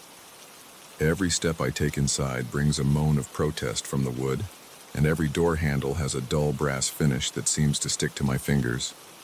Still, I thought I could handle it. But since that cat showed up, the house feels stranger, like it's not entirely mine. I got up and walked to the window, pressing my forehead gently against the cold glass. The back porch light barely reached the edge of the yard, but I could still see the cat's silhouette. "Go!" I hissed, rapping my knuckles on the window. It didn't budge. Instead, it tilted its head as if trying to understand me. My spine prickled. I was done with this weird game. I rushed down the hallway, flipping on the lights, heading for the kitchen door that leads out back. I didn't bother with shoes. Outside, the air smelled of damp leaves and old wood. My bare feet touched the rough concrete step, and my stomach churned. I expected the cat to run when it saw me. I wanted that. But when I stepped into the yard, it remained still, perched near the fence with its tail curled around its paws. I closed in, arms raised, trying to shoo it off. "Get out!" I shouted, my voice trembling. The cat blinked slowly. Then right in front of me, it vanished. I don't mean it ran away. I mean it blinked out of sight, like a light switch flicked off. One heartbeat, it was there, solid and real. And the next, nothing. My legs felt weak and I gripped the railing of the porch steps to keep from collapsing. Then I heard a faint scraping sound behind me. I turned, and there it was again, perched on the opposite corner of the yard, observing. I felt my mouth go dry. I backed away slowly, one hand groping for the door handle. Inside, I locked everything. Doors, windows, even the old pantry latch. I was breathing fast, my mind spinning. I tried to think logically. Maybe I was hallucinating. Maybe the dim light played tricks on my eyes. But deep inside, I knew something was very wrong. The cat had moved in ways no normal animal could. It felt like it was not just watching. I had the unsettling sensation it was studying me. That night I barely slept. I tossed and turned in bed, feeling clammy sweat coating the back of my neck. I imagined the cat's face pushing against the window pane, those pale eyes tracking every shift of my blankets. Eventually I got up, rummaged through the old closets for something to distract me. I found a stack of documents and a bundle of old photographs tucked into a dusty shoebox. Most were faded snapshots of the house as it once was. A family gathered in front of the porch, an older man holding a lantern near the barn that used to stand out back. My uncle had mentioned that the property had a longer history than I knew, but we never got into details. One photo caught my eye, a young woman at the back fence, holding something small in her arms. Behind her, I could just make out a slim shape with pointed ears. The photo was blurred, but the cat-like figure seemed to have no defined face, just two pale spots where eyes should be. A chill ran down my spine. I placed the photo aside, heart thumping. I needed to calm down to ground myself. I made tea, the bitter smell of the leaves filling the kitchen. For a moment I tried to forget, but as I poured the tea, my reflection in the dark window above the sink caught my attention. I could see myself, tired eyes, messy hair, and behind me, something else. I spun around, nearly knocking over the cup. The kitchen was empty. Yet I couldn't shake the feeling that something had been there, right at the threshold of the hall. The next afternoon, I forced myself to go outside again. It was quiet. The light was gentler then, and for a brief period, I allowed myself to breathe normally. I hammered a loose board on the porch rail, took out trash, tried to maintain some semblance of normal life. By early evening, I closed all the curtains and double-checked the locks. I paced the living room, glancing at the old grandfather clock near the stairs. The silence felt too heavy. My chest tightened again, and I felt a bead of sweat roll down my temple.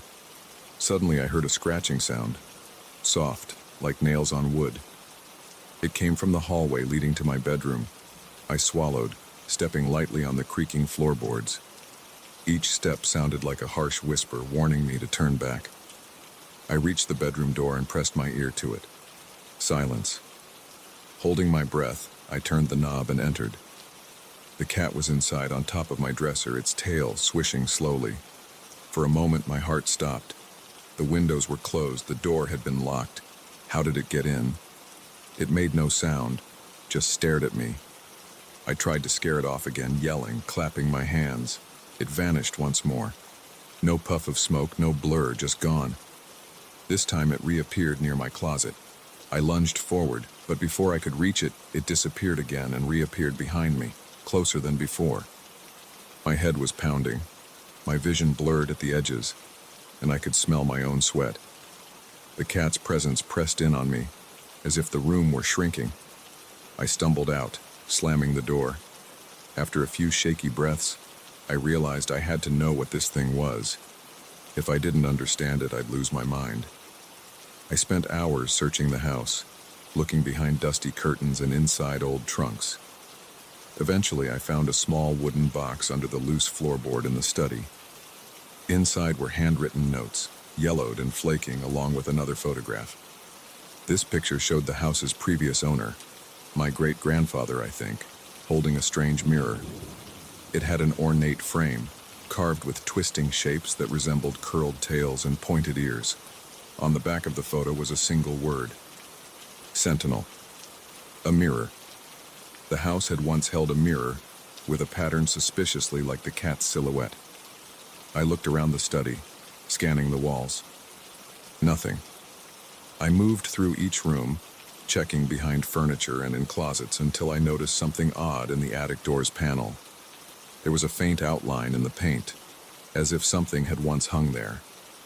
The smell of stale dust and old wood choked me as I climbed into the attic.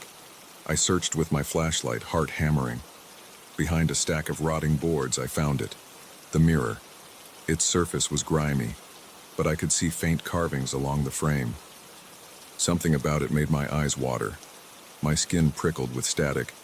As I tried to lift the mirror, a soft thump echoed in the attic's far corner. I swung the flashlight beam over the dusty floorboards. The cat was there. I could see its eyes reflecting the light, but with no color. My pulse skyrocketed, my throat tightening. I knew somehow that this cat and that mirror were connected. It was guarding something. It was here to watch me, to record my behavior, maybe even to prepare the space for whatever force lurked beyond my understanding. I could almost taste metal in my mouth, a tang of fear and rust. I backed away, holding the flashlight in front of me like a weapon. The cat didn't move. Instead, it blinked slowly, and each time its eyes closed, I felt a pulse in my chest. My vision swam. I stumbled, the attic floor seeming to shift under my feet. I fell to one knee, gasping, and the flashlight beam trembled across the dusty rafters. I had to do something. I couldn't just let it corner me here. Summoning whatever courage I had left, I lunged forward, snatching the mirror off the floor. The frame's metal edges bit into my palms, and I almost dropped it. The cat hissed then, the first sound I'd heard from it. A dry, rasping hiss that made my stomach twist. A wave of nausea washed over me. I held the mirror between us, aiming it at the cat as if it could somehow repel the creature. For a brief instant, I thought I saw the cat's reflection twist and smear across the glass, as though the mirror refused to hold its image properly. My heart throbbed in my throat. The cat's form shimmered and then vanished again. Only this time it didn't immediately reappear. I scrambled out of the attic, hugging the mirror to my chest. Downstairs, I leaned it face down against the hallway wall, hoping that without facing me, it couldn't project whatever presence that cat represented.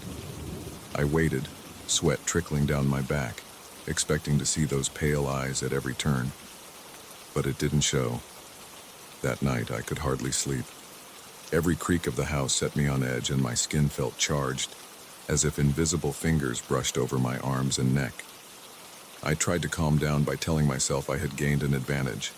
I had the mirror now hidden away. But I couldn't shake the feeling that the cat still lingered in the corners, that it knew I had dared to interfere with something I shouldn't. By morning, my eyes stung from exhaustion. I dared to peek into the hallway. The mirror was still there, face down. I tried not to look at its frame too closely, but I couldn't help noticing the carvings looked more defined now, as if some of the grime had fallen away overnight. I thought I saw tiny shapes, like cats, etched into the metal, each with eyes hollowed out. My heart fluttered. I realized I didn't end this. I only interrupted it. The cat might return. Maybe there were more like it. My fingers trembled as I touched my face, and I realized I felt different. Warmer, unsteady. When I rubbed my eyes, I thought I caught a glimpse of something pale in my own reflection in the window. Something off about my own irises. I stepped closer, hands shaking, and looked again. The light was poor, and it could have been a trick, but for a split second I thought my eyes looked washed out, just like the cat's. I pulled away, heart pounding. I realized I'd never be rid of this feeling, this presence. The cat, and whatever it served, had marked me. Now it knew my routines, the layout of the house, the places I tried to hide. It had my scent, my fear. Outside, a branch scraped the window, making a sound like a faint claw. I jumped, breath catching in my throat. I forced myself to look carefully into the glass again. Nothing but my own face, sweaty, eyes wide, and behind me the dim shape of the hallway. But I felt it. The silence was too tense, too charged. I turned away, pretending not to notice the slight distortion at the edge of my vision, as if something crouched just out of sight.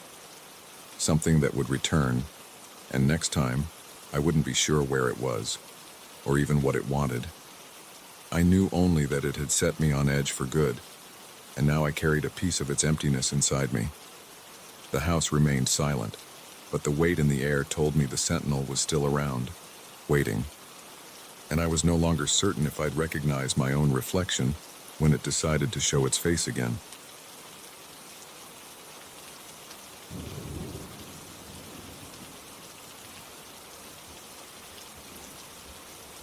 I remember the first time I noticed it, like a subtle tremor at the edge of my perception.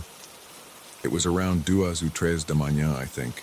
No, probably closer to 2. I had just settled into my armchair after a late shift, too awake to sleep, too tired to do anything productive. There was a low hum in my apartment, the kind you only hear when everything else is dead silent. I was about to drift into a kind of half-sleep when I heard the faintest vibration against my front door. The sound was soft at first, like fingertips skimming the wood, but then it turned into a series of dull thuds, spaced out and careful. I sat up, heart pounding, and strained to listen. No voices, no footsteps, just that quiet, insistent tapping. My apartment's tiny hallway felt suddenly narrower. The overhead light hummed, casting a weak, yellowish glow over the peeling wallpaper and the scuffed floorboards. The building was old and I'd gotten used to creaks and rattles, but this was different. It felt aimed at me. After a few minutes, I got to my feet and approached the door. My shirt stuck to my back, and I realized I was sweating. I pressed my ear against the wood. Nothing. I grabbed the doorknob, took a breath, and opened it fast, hoping to catch whoever was out there. Empty. Just the corridor that connected the row of apartments, stretching to the left and right, dimly lit by a single overhead bulb. At the far end, near the stairwell, there was an old mirror mounted on the wall. It belonged to the building, though I never understood why it was there. Its frame was ornate, chipped, and the glass always looked a bit clouded. Still, no sign of anyone. I stepped out just enough to peek around the corner. Nothing. I shut the door, locked it, and tried to relax. But that night I hardly slept. I kept thinking maybe I'd imagined it. After all, I was tired, and lately I'd been stressed about money. This apartment was supposed to be a short-term rental, a cheap place while I got back on my feet after losing my previous job. Instead, I'd ended up staying longer than intended. Months, actually. Maybe too many months. The place felt like a trap. The neighbors came and went, rarely saying hello. Sometimes I wondered if anyone else even lived here. The walls were thick, and I rarely heard the usual sounds of life. The next night was quiet. The night after that, too. Just when I thought it was over, I woke around 2 in the morning to that same vibration. A tapping, then something heavier, like a dull knock muffled by cloth. I jumped out of bed this time, heart in my throat. I didn't open the door right away. Instead, I pressed my ear close and listened. The wood felt cold against my skin. I could hear breathing? Or maybe it was the old pipes. Then a sort of scraping sound as if someone were dragging their feet on the other side.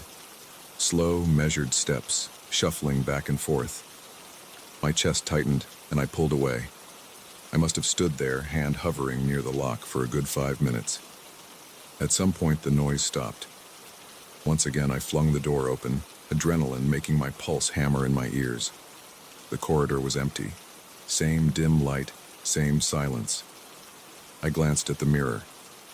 In its dusty reflection, I looked pale and uncertain, but alone. There was nothing to see. Nothing. I tried to brush it off as stress, or a prank. Maybe some neighbor was drunk and lost, knocking on wrong doors. But it happened again, and again, always around the same hour. Each time I grew a bit braver, or maybe just more desperate to end the mystery. I began to lean my ear against the wood longer, breathing quietly, waiting. That's when I started to hear the whispers or moans. It was hard to define. They were soft but unmistakably human. Faint grunts, a sigh here or there, like someone standing inches away, struggling with something heavy. The handle would rattle lightly. Sometimes I heard a faint clicking as if nails scraped over the surface. My body reacted in ways I couldn't control. I'd break into a sweat, my hands trembling and cold. My mouth felt dry. Each time I'd open the door, and each time no one. I began checking the corridor thoroughly.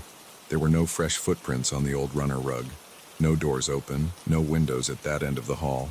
Just that damned mirror at the far end, reflecting me as I paced, showing me the empty corridor twice, once in reality, once in glass. As days passed, I tried logical solutions. I stacked a chair against my door before sleeping, hoping to catch whoever pushed it aside. But come morning, the chair remained where it was. I tried leaving lights on inside my apartment, reasoning that would scare them off. It made no difference. The knocking, the shuffling, they continued. Eventually, I considered moving out. But I didn't have the money, not yet. The deposit here had drained what was left of my savings. I felt stuck, cornered in this stale, musty apartment. One quiet evening, I tried to relax in the living room, reading some old letters I'd found in a drawer left by a previous tenant. They were dated decades ago, yellowed, ink faded. Nothing too revealing, just mundane details about repairs, complaints about drafts, a mention of that corridor mirror. One line stood out. That mirror at the end of the hall still unsettles me. I swear, sometimes I see movement in it when no one's there. I felt a chill crawl up my spine reading that. It was just a scrap of paper, but it made me feel less alone in my fear, and that was not comforting. I decided to confront whatever it was. That night, I waited by the door, sitting on the floor, back against the wall. Around 2 a.m, it began. A gentle vibration on the wood, then the handle rattled. I held my breath and closed my eyes, listening. I swear I heard a muffled groan, as if someone were in pain. My stomach tightened. I pressed my ear closer, ignoring the panic that made my heart race. There was a dragging sound, fabric over wood, or maybe flesh over concrete. I imagined someone out there, crawling, pressing their face against the door. My hand shook as I reached for the doorknob, determined to open it quickly. But before I could, the hinges squeaked. The door, it began to open on its own. Just a crack at first, enough for a sliver of corridor light to cut into my apartment's darkness. I froze.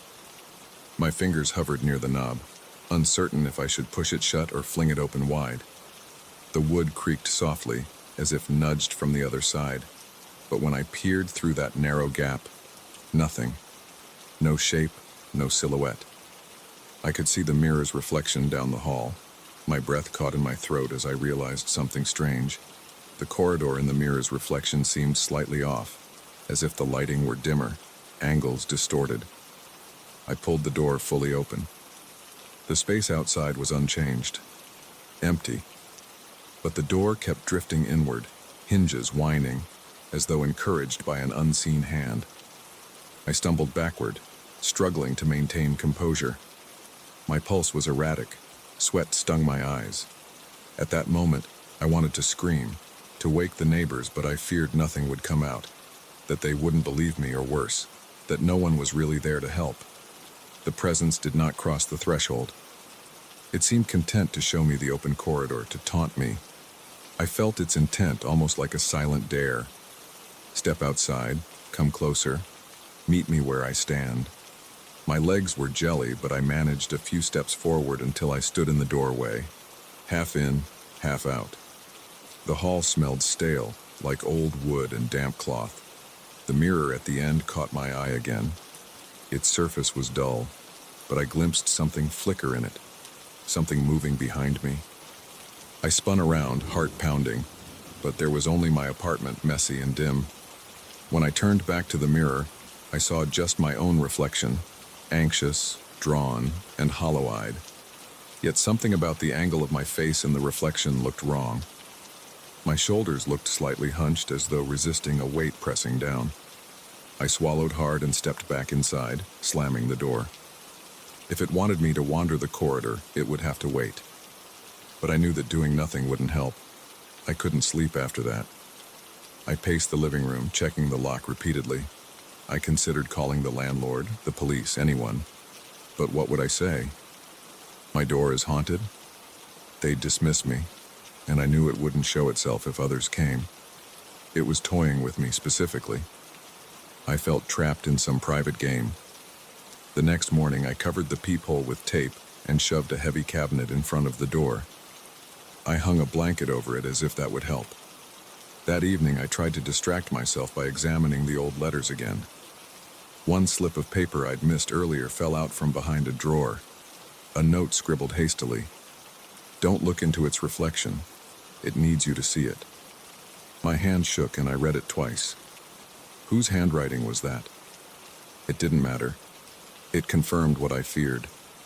The mirror in the hall played a role in this. Was this thing using the mirror to watch me or to lure me out? When night came, the knocking returned. Soft at first, then more insistent. I cowered behind the cabinet, but the door rattled, hinges squealing. I pressed my palm to the wood, feeling the vibrations run through my arm. I knew it could open again on its own. My temples throbbed and sweat trickled down my spine. Each breath was shallow and uneven. The fear was worse now that I understood there might be an intention behind it, something malignant waiting to be acknowledged. Then abruptly, the vibration stopped. I held my breath, listening. Silence. I dared to move the cabinet aside, just enough to peek. The door stood firm and closed. Curious, I leaned my ear against it once more. My heart hammered. For a long moment I heard nothing. Then a scratch, soft but deliberate. My entire body tensed. The handle rattled, and before I could react, the door creaked open a few inches, all on its own. My throat went dry. I had to face it. I had to see what was out there, or else I'd go insane. Pushing the door open, I stepped into the corridor, my legs unsteady. The hallway was empty but felt alive with tension. At the far end, the mirror waited. My steps echoed faintly. I approached, step by step, until I stood just a few feet from the glass. My mouth was salty with fear. I looked into the mirror. There was nothing beside me, no figure lurking in the corridor. Yet as I stared, I saw my reflection's eyes shift, just a fraction of a second, like it wasn't mirroring me perfectly. My reflected self stood too still, the mouth slightly parted as if to speak. A shiver coursed through me and I backed away, refusing to look further. I rushed back to my apartment, slammed the door, locked it, and pushed the cabinet back in place. Now, I can't sleep. I sit here with every light on, heart still racing. My skin feels different, more sensitive, like I'm being watched from every angle. I swear I see something move in my peripheral vision, especially near reflective surfaces. The window, a spoon, even the polished doorknob. I blink and it's gone, but the feeling remains. I don't know what it wants, or why it chose me. I do know that the door will knock again, and next time it might open wider. I felt its breath through the crack, smelled its damp, musty presence. I've seen my own reflection betray me. There's no neat explanation, and there's no escape, not yet. I am stuck here, listening in silence, waiting for that subtle tremor on the wood, that faint whisper behind the door. And I know when it comes I'll be here, helpless, heart pounding, trapped in this uneasy dance with something I cannot name.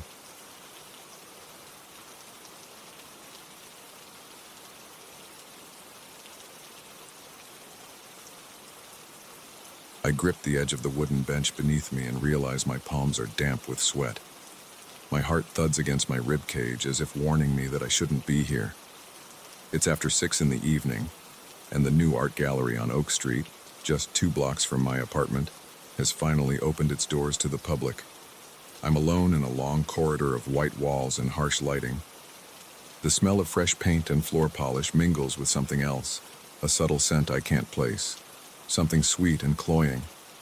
I came here because I'd heard the gallery's reputation preceded it, a rumored private collection of paintings that the owners refused to comment on. I thought maybe I'd find a piece for my living room. My new place is too bare, and I've been meaning to add something personal, something warm, to counter the chill of empty walls. I never expected, well, This. The first paintings I saw when I entered were abstract landscapes, nothing special.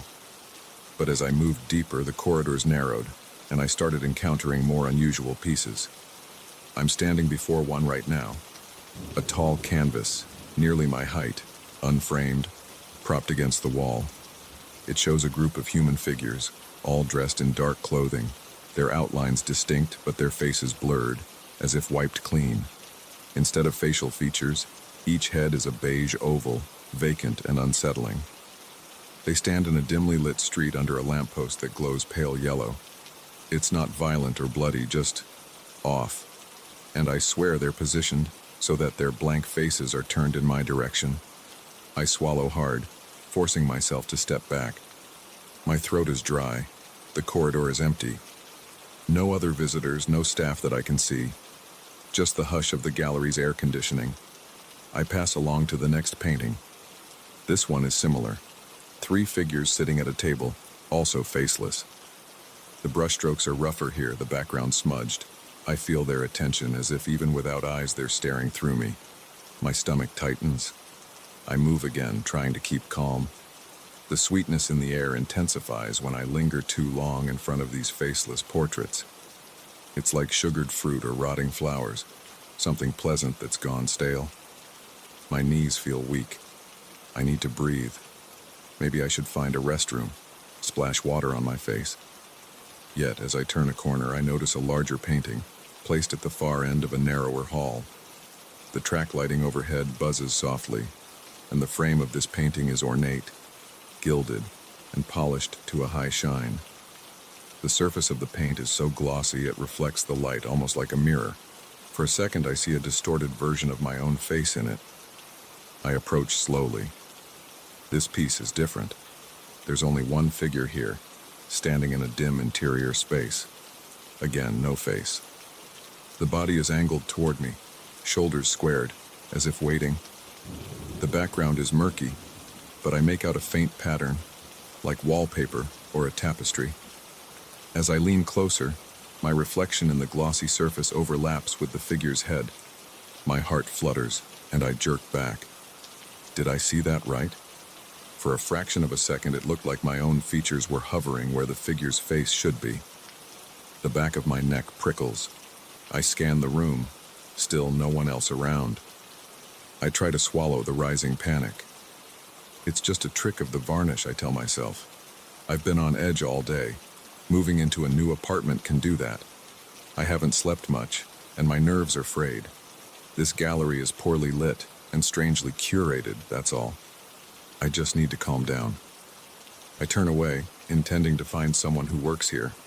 But before I can leave, I hear a soft rustling, like fabric shifting. When I look back at the painting, I notice something. The figure's shoulders seem slightly tilted now, as if it has moved a fraction of an inch to the side. My pulse jumps. That's impossible, right? I must be imagining things. I force a laugh that sounds hollow in the silence. Maybe I should head to the front desk, except I'm not entirely sure where the entrance is now. These corridors keep bending. The building looked modest from outside, but inside it feels larger, more complex. The scent of that sweet perfume follows me as I backtrack, trying to remember the path I took. I pass the series of smaller paintings again. My pace quickens. Something is different about them now. Previously, they all had blank ovals for faces. Now, in the corner of one canvas, I swear I see an eye. Just one eye painted in careful detail, a brown iris flecked with amber. It stares out from what used to be a featureless head. I rub my eyes, thinking I must be hallucinating. When I look again, the eye is still there. I move on, terrified to linger. Another painting. Previously, 3 faceless figures around a table. Now, all 3 have eyes. 6 gleaming orbs track me as I hurry past. My breathing becomes ragged. The smell grows thicker, a sugary fog clinging to my nostrils. My legs feel heavy. I catch a glimpse of one painting's frame trembling, as though shaken by an invisible hand. I blink, and it stops. But now I swear I can hear a faint hum coming from the walls. I need out. I turn a corner expecting to see the lobby or some kind of exit sign. Nothing. Just another row of paintings, each more unsettling than the last. Eyes appear everywhere now, disembodied, hovering in the blank spaces of painted faces. They track me, glistening with wet highlights, their pupils dilating as I pass. My throat constricts, and I feel dizzy. I press a hand against the wall to steady myself. The paint on the wall feels slightly warm, almost pulsing under my fingertips. "Hello?" I manage to call out, my voice cracking. "Is anyone here?" No answer. My heart pounds louder. It must be a trick. Some bizarre art installation, maybe hidden projectors casting illusions. But why can't I find anyone? Where are the other visitors? Where's the front desk? I remember the main corridor had a door near the front.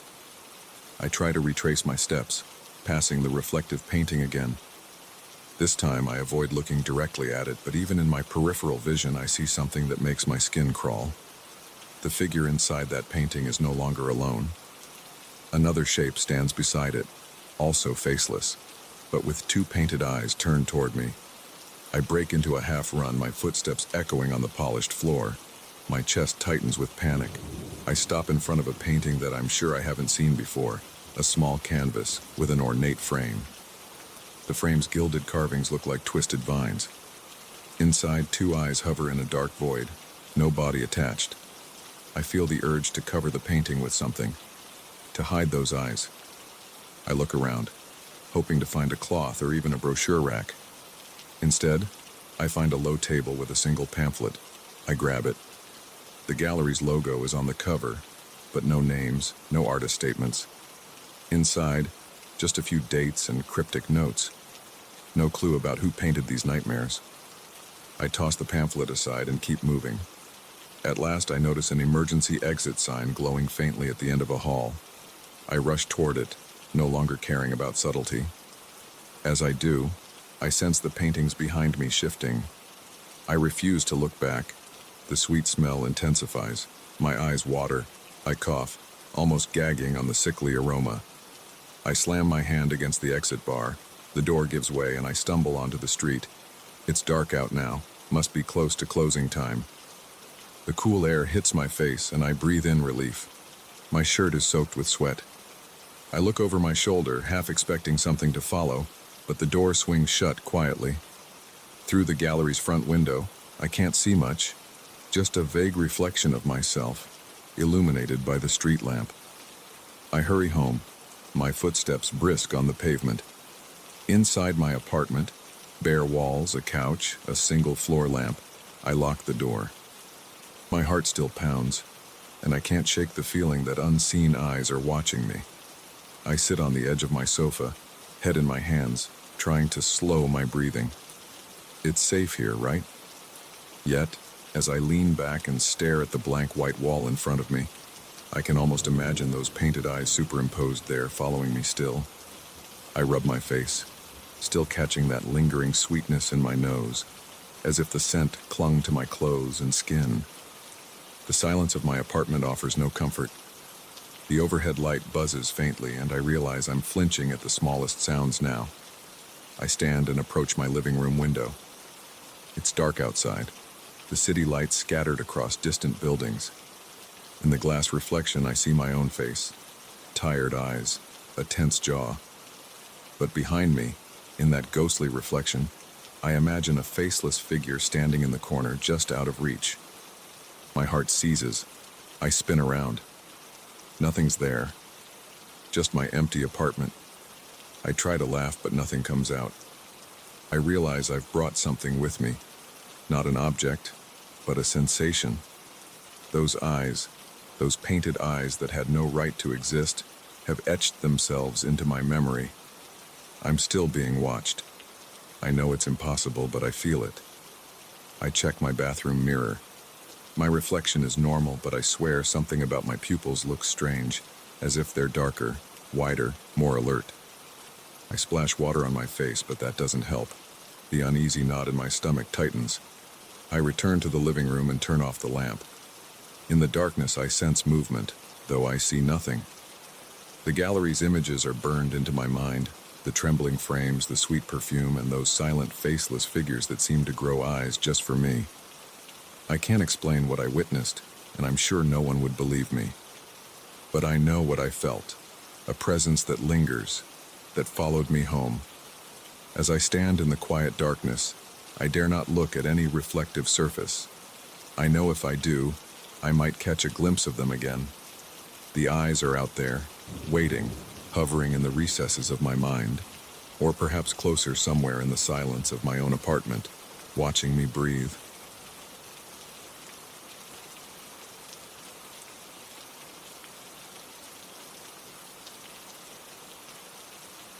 I notice it again on a Thursday night.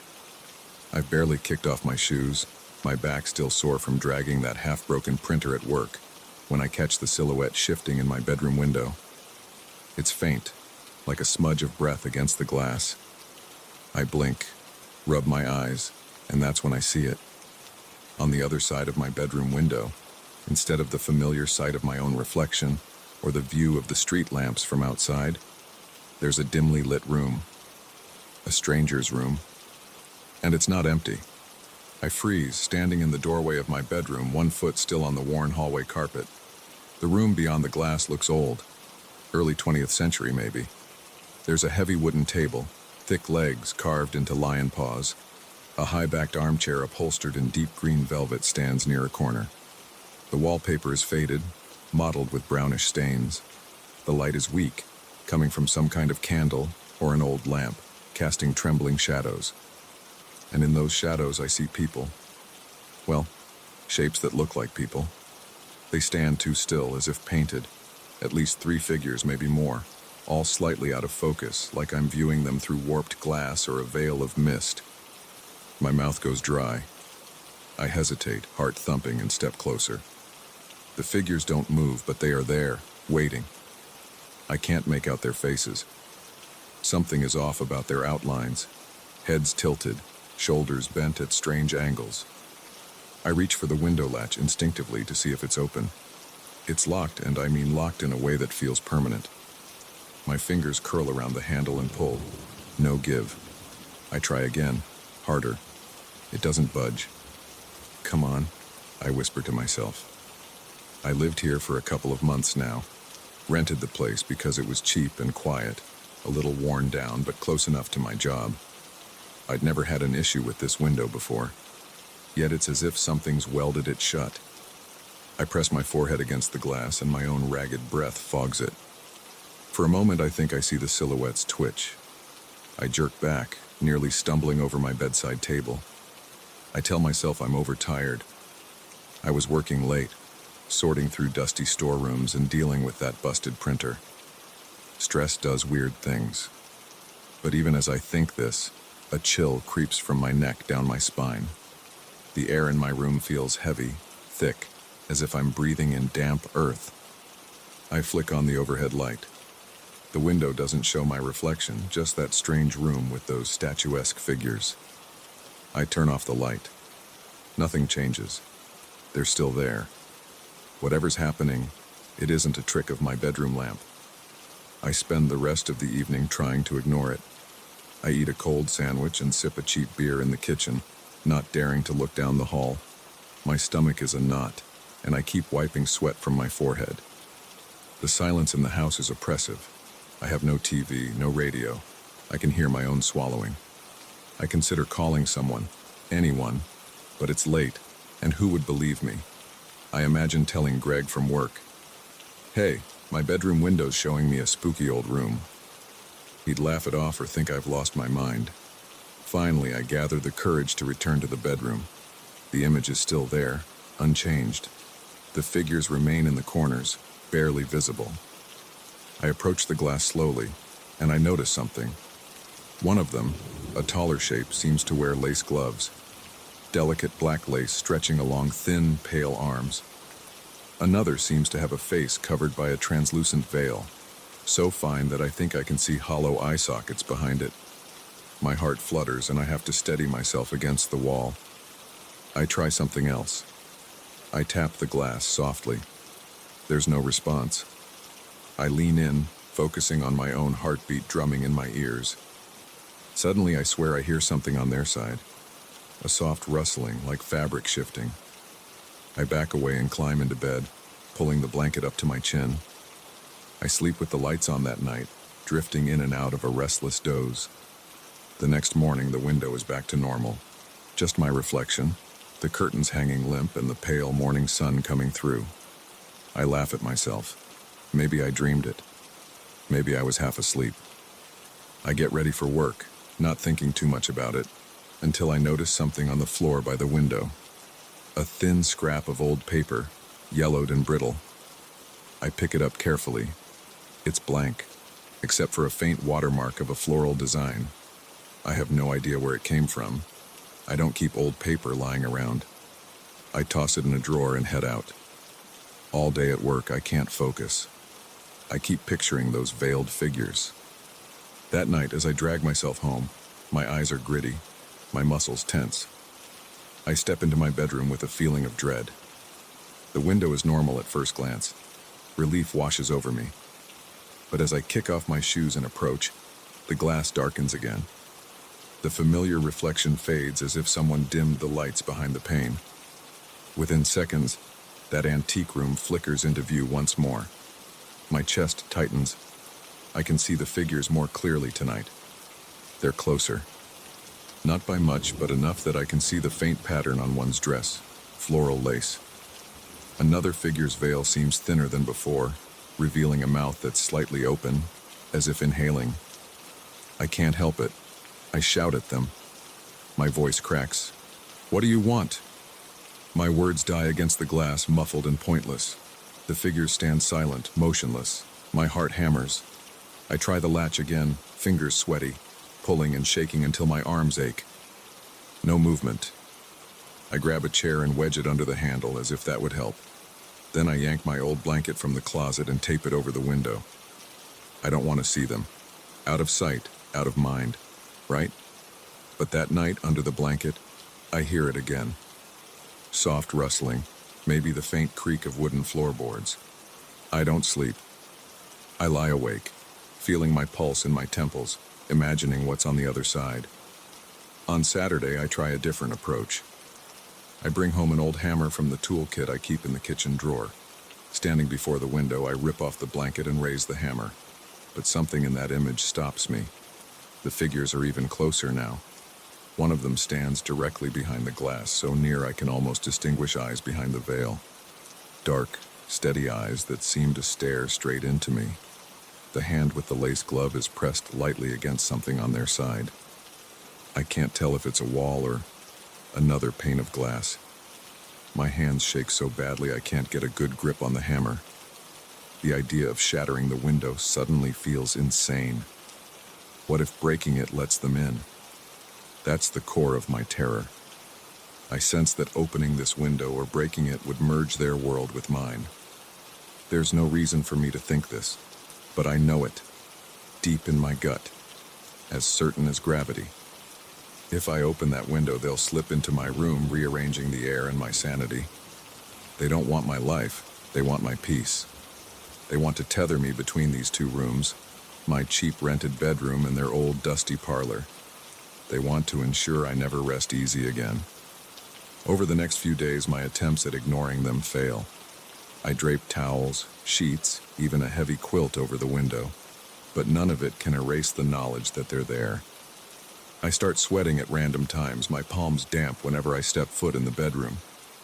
I try sleeping on the couch in the living room, but that only makes me more jumpy. I swear I hear footsteps in the walls now. I wake up gasping, tasting metal on my tongue, my heart rattling my rib cage. I try calling the landlord. No answer. I leave a frantic voicemail about the window being stuck. I try telling a coworker that my place is giving me nightmares. He shrugs and suggests I move. I think about leaving, but where would I go? I paid a deposit I can't afford to lose. Besides, the idea of leaving that window behind, still connected to me somehow, feels wrong. Like if I run away, they'll follow. Don't ask me to explain. It's just something I feel in my bones. By the fifth night of this madness, they're so close I can smell something through the glass. An old, musty perfume, sweet and rancid at the same time. My stomach twists. I gag, pressing my sleeve to my nose. The figures almost fill the window now. The lace gloves rest against the inside of my glass pane. I can see the veins under the thin skin of their wrists. One figure tilts its head slowly, and I gasp, stumbling backward. They can move. They can move. I'm drenched in sweat. My legs shake and a wave of dizziness washes over me. I have to do something.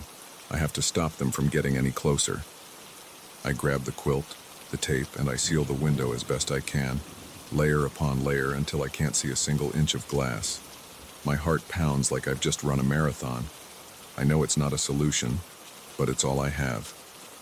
I push my dresser against the window, stacking books on top as though physical objects could barricade something that defies logic.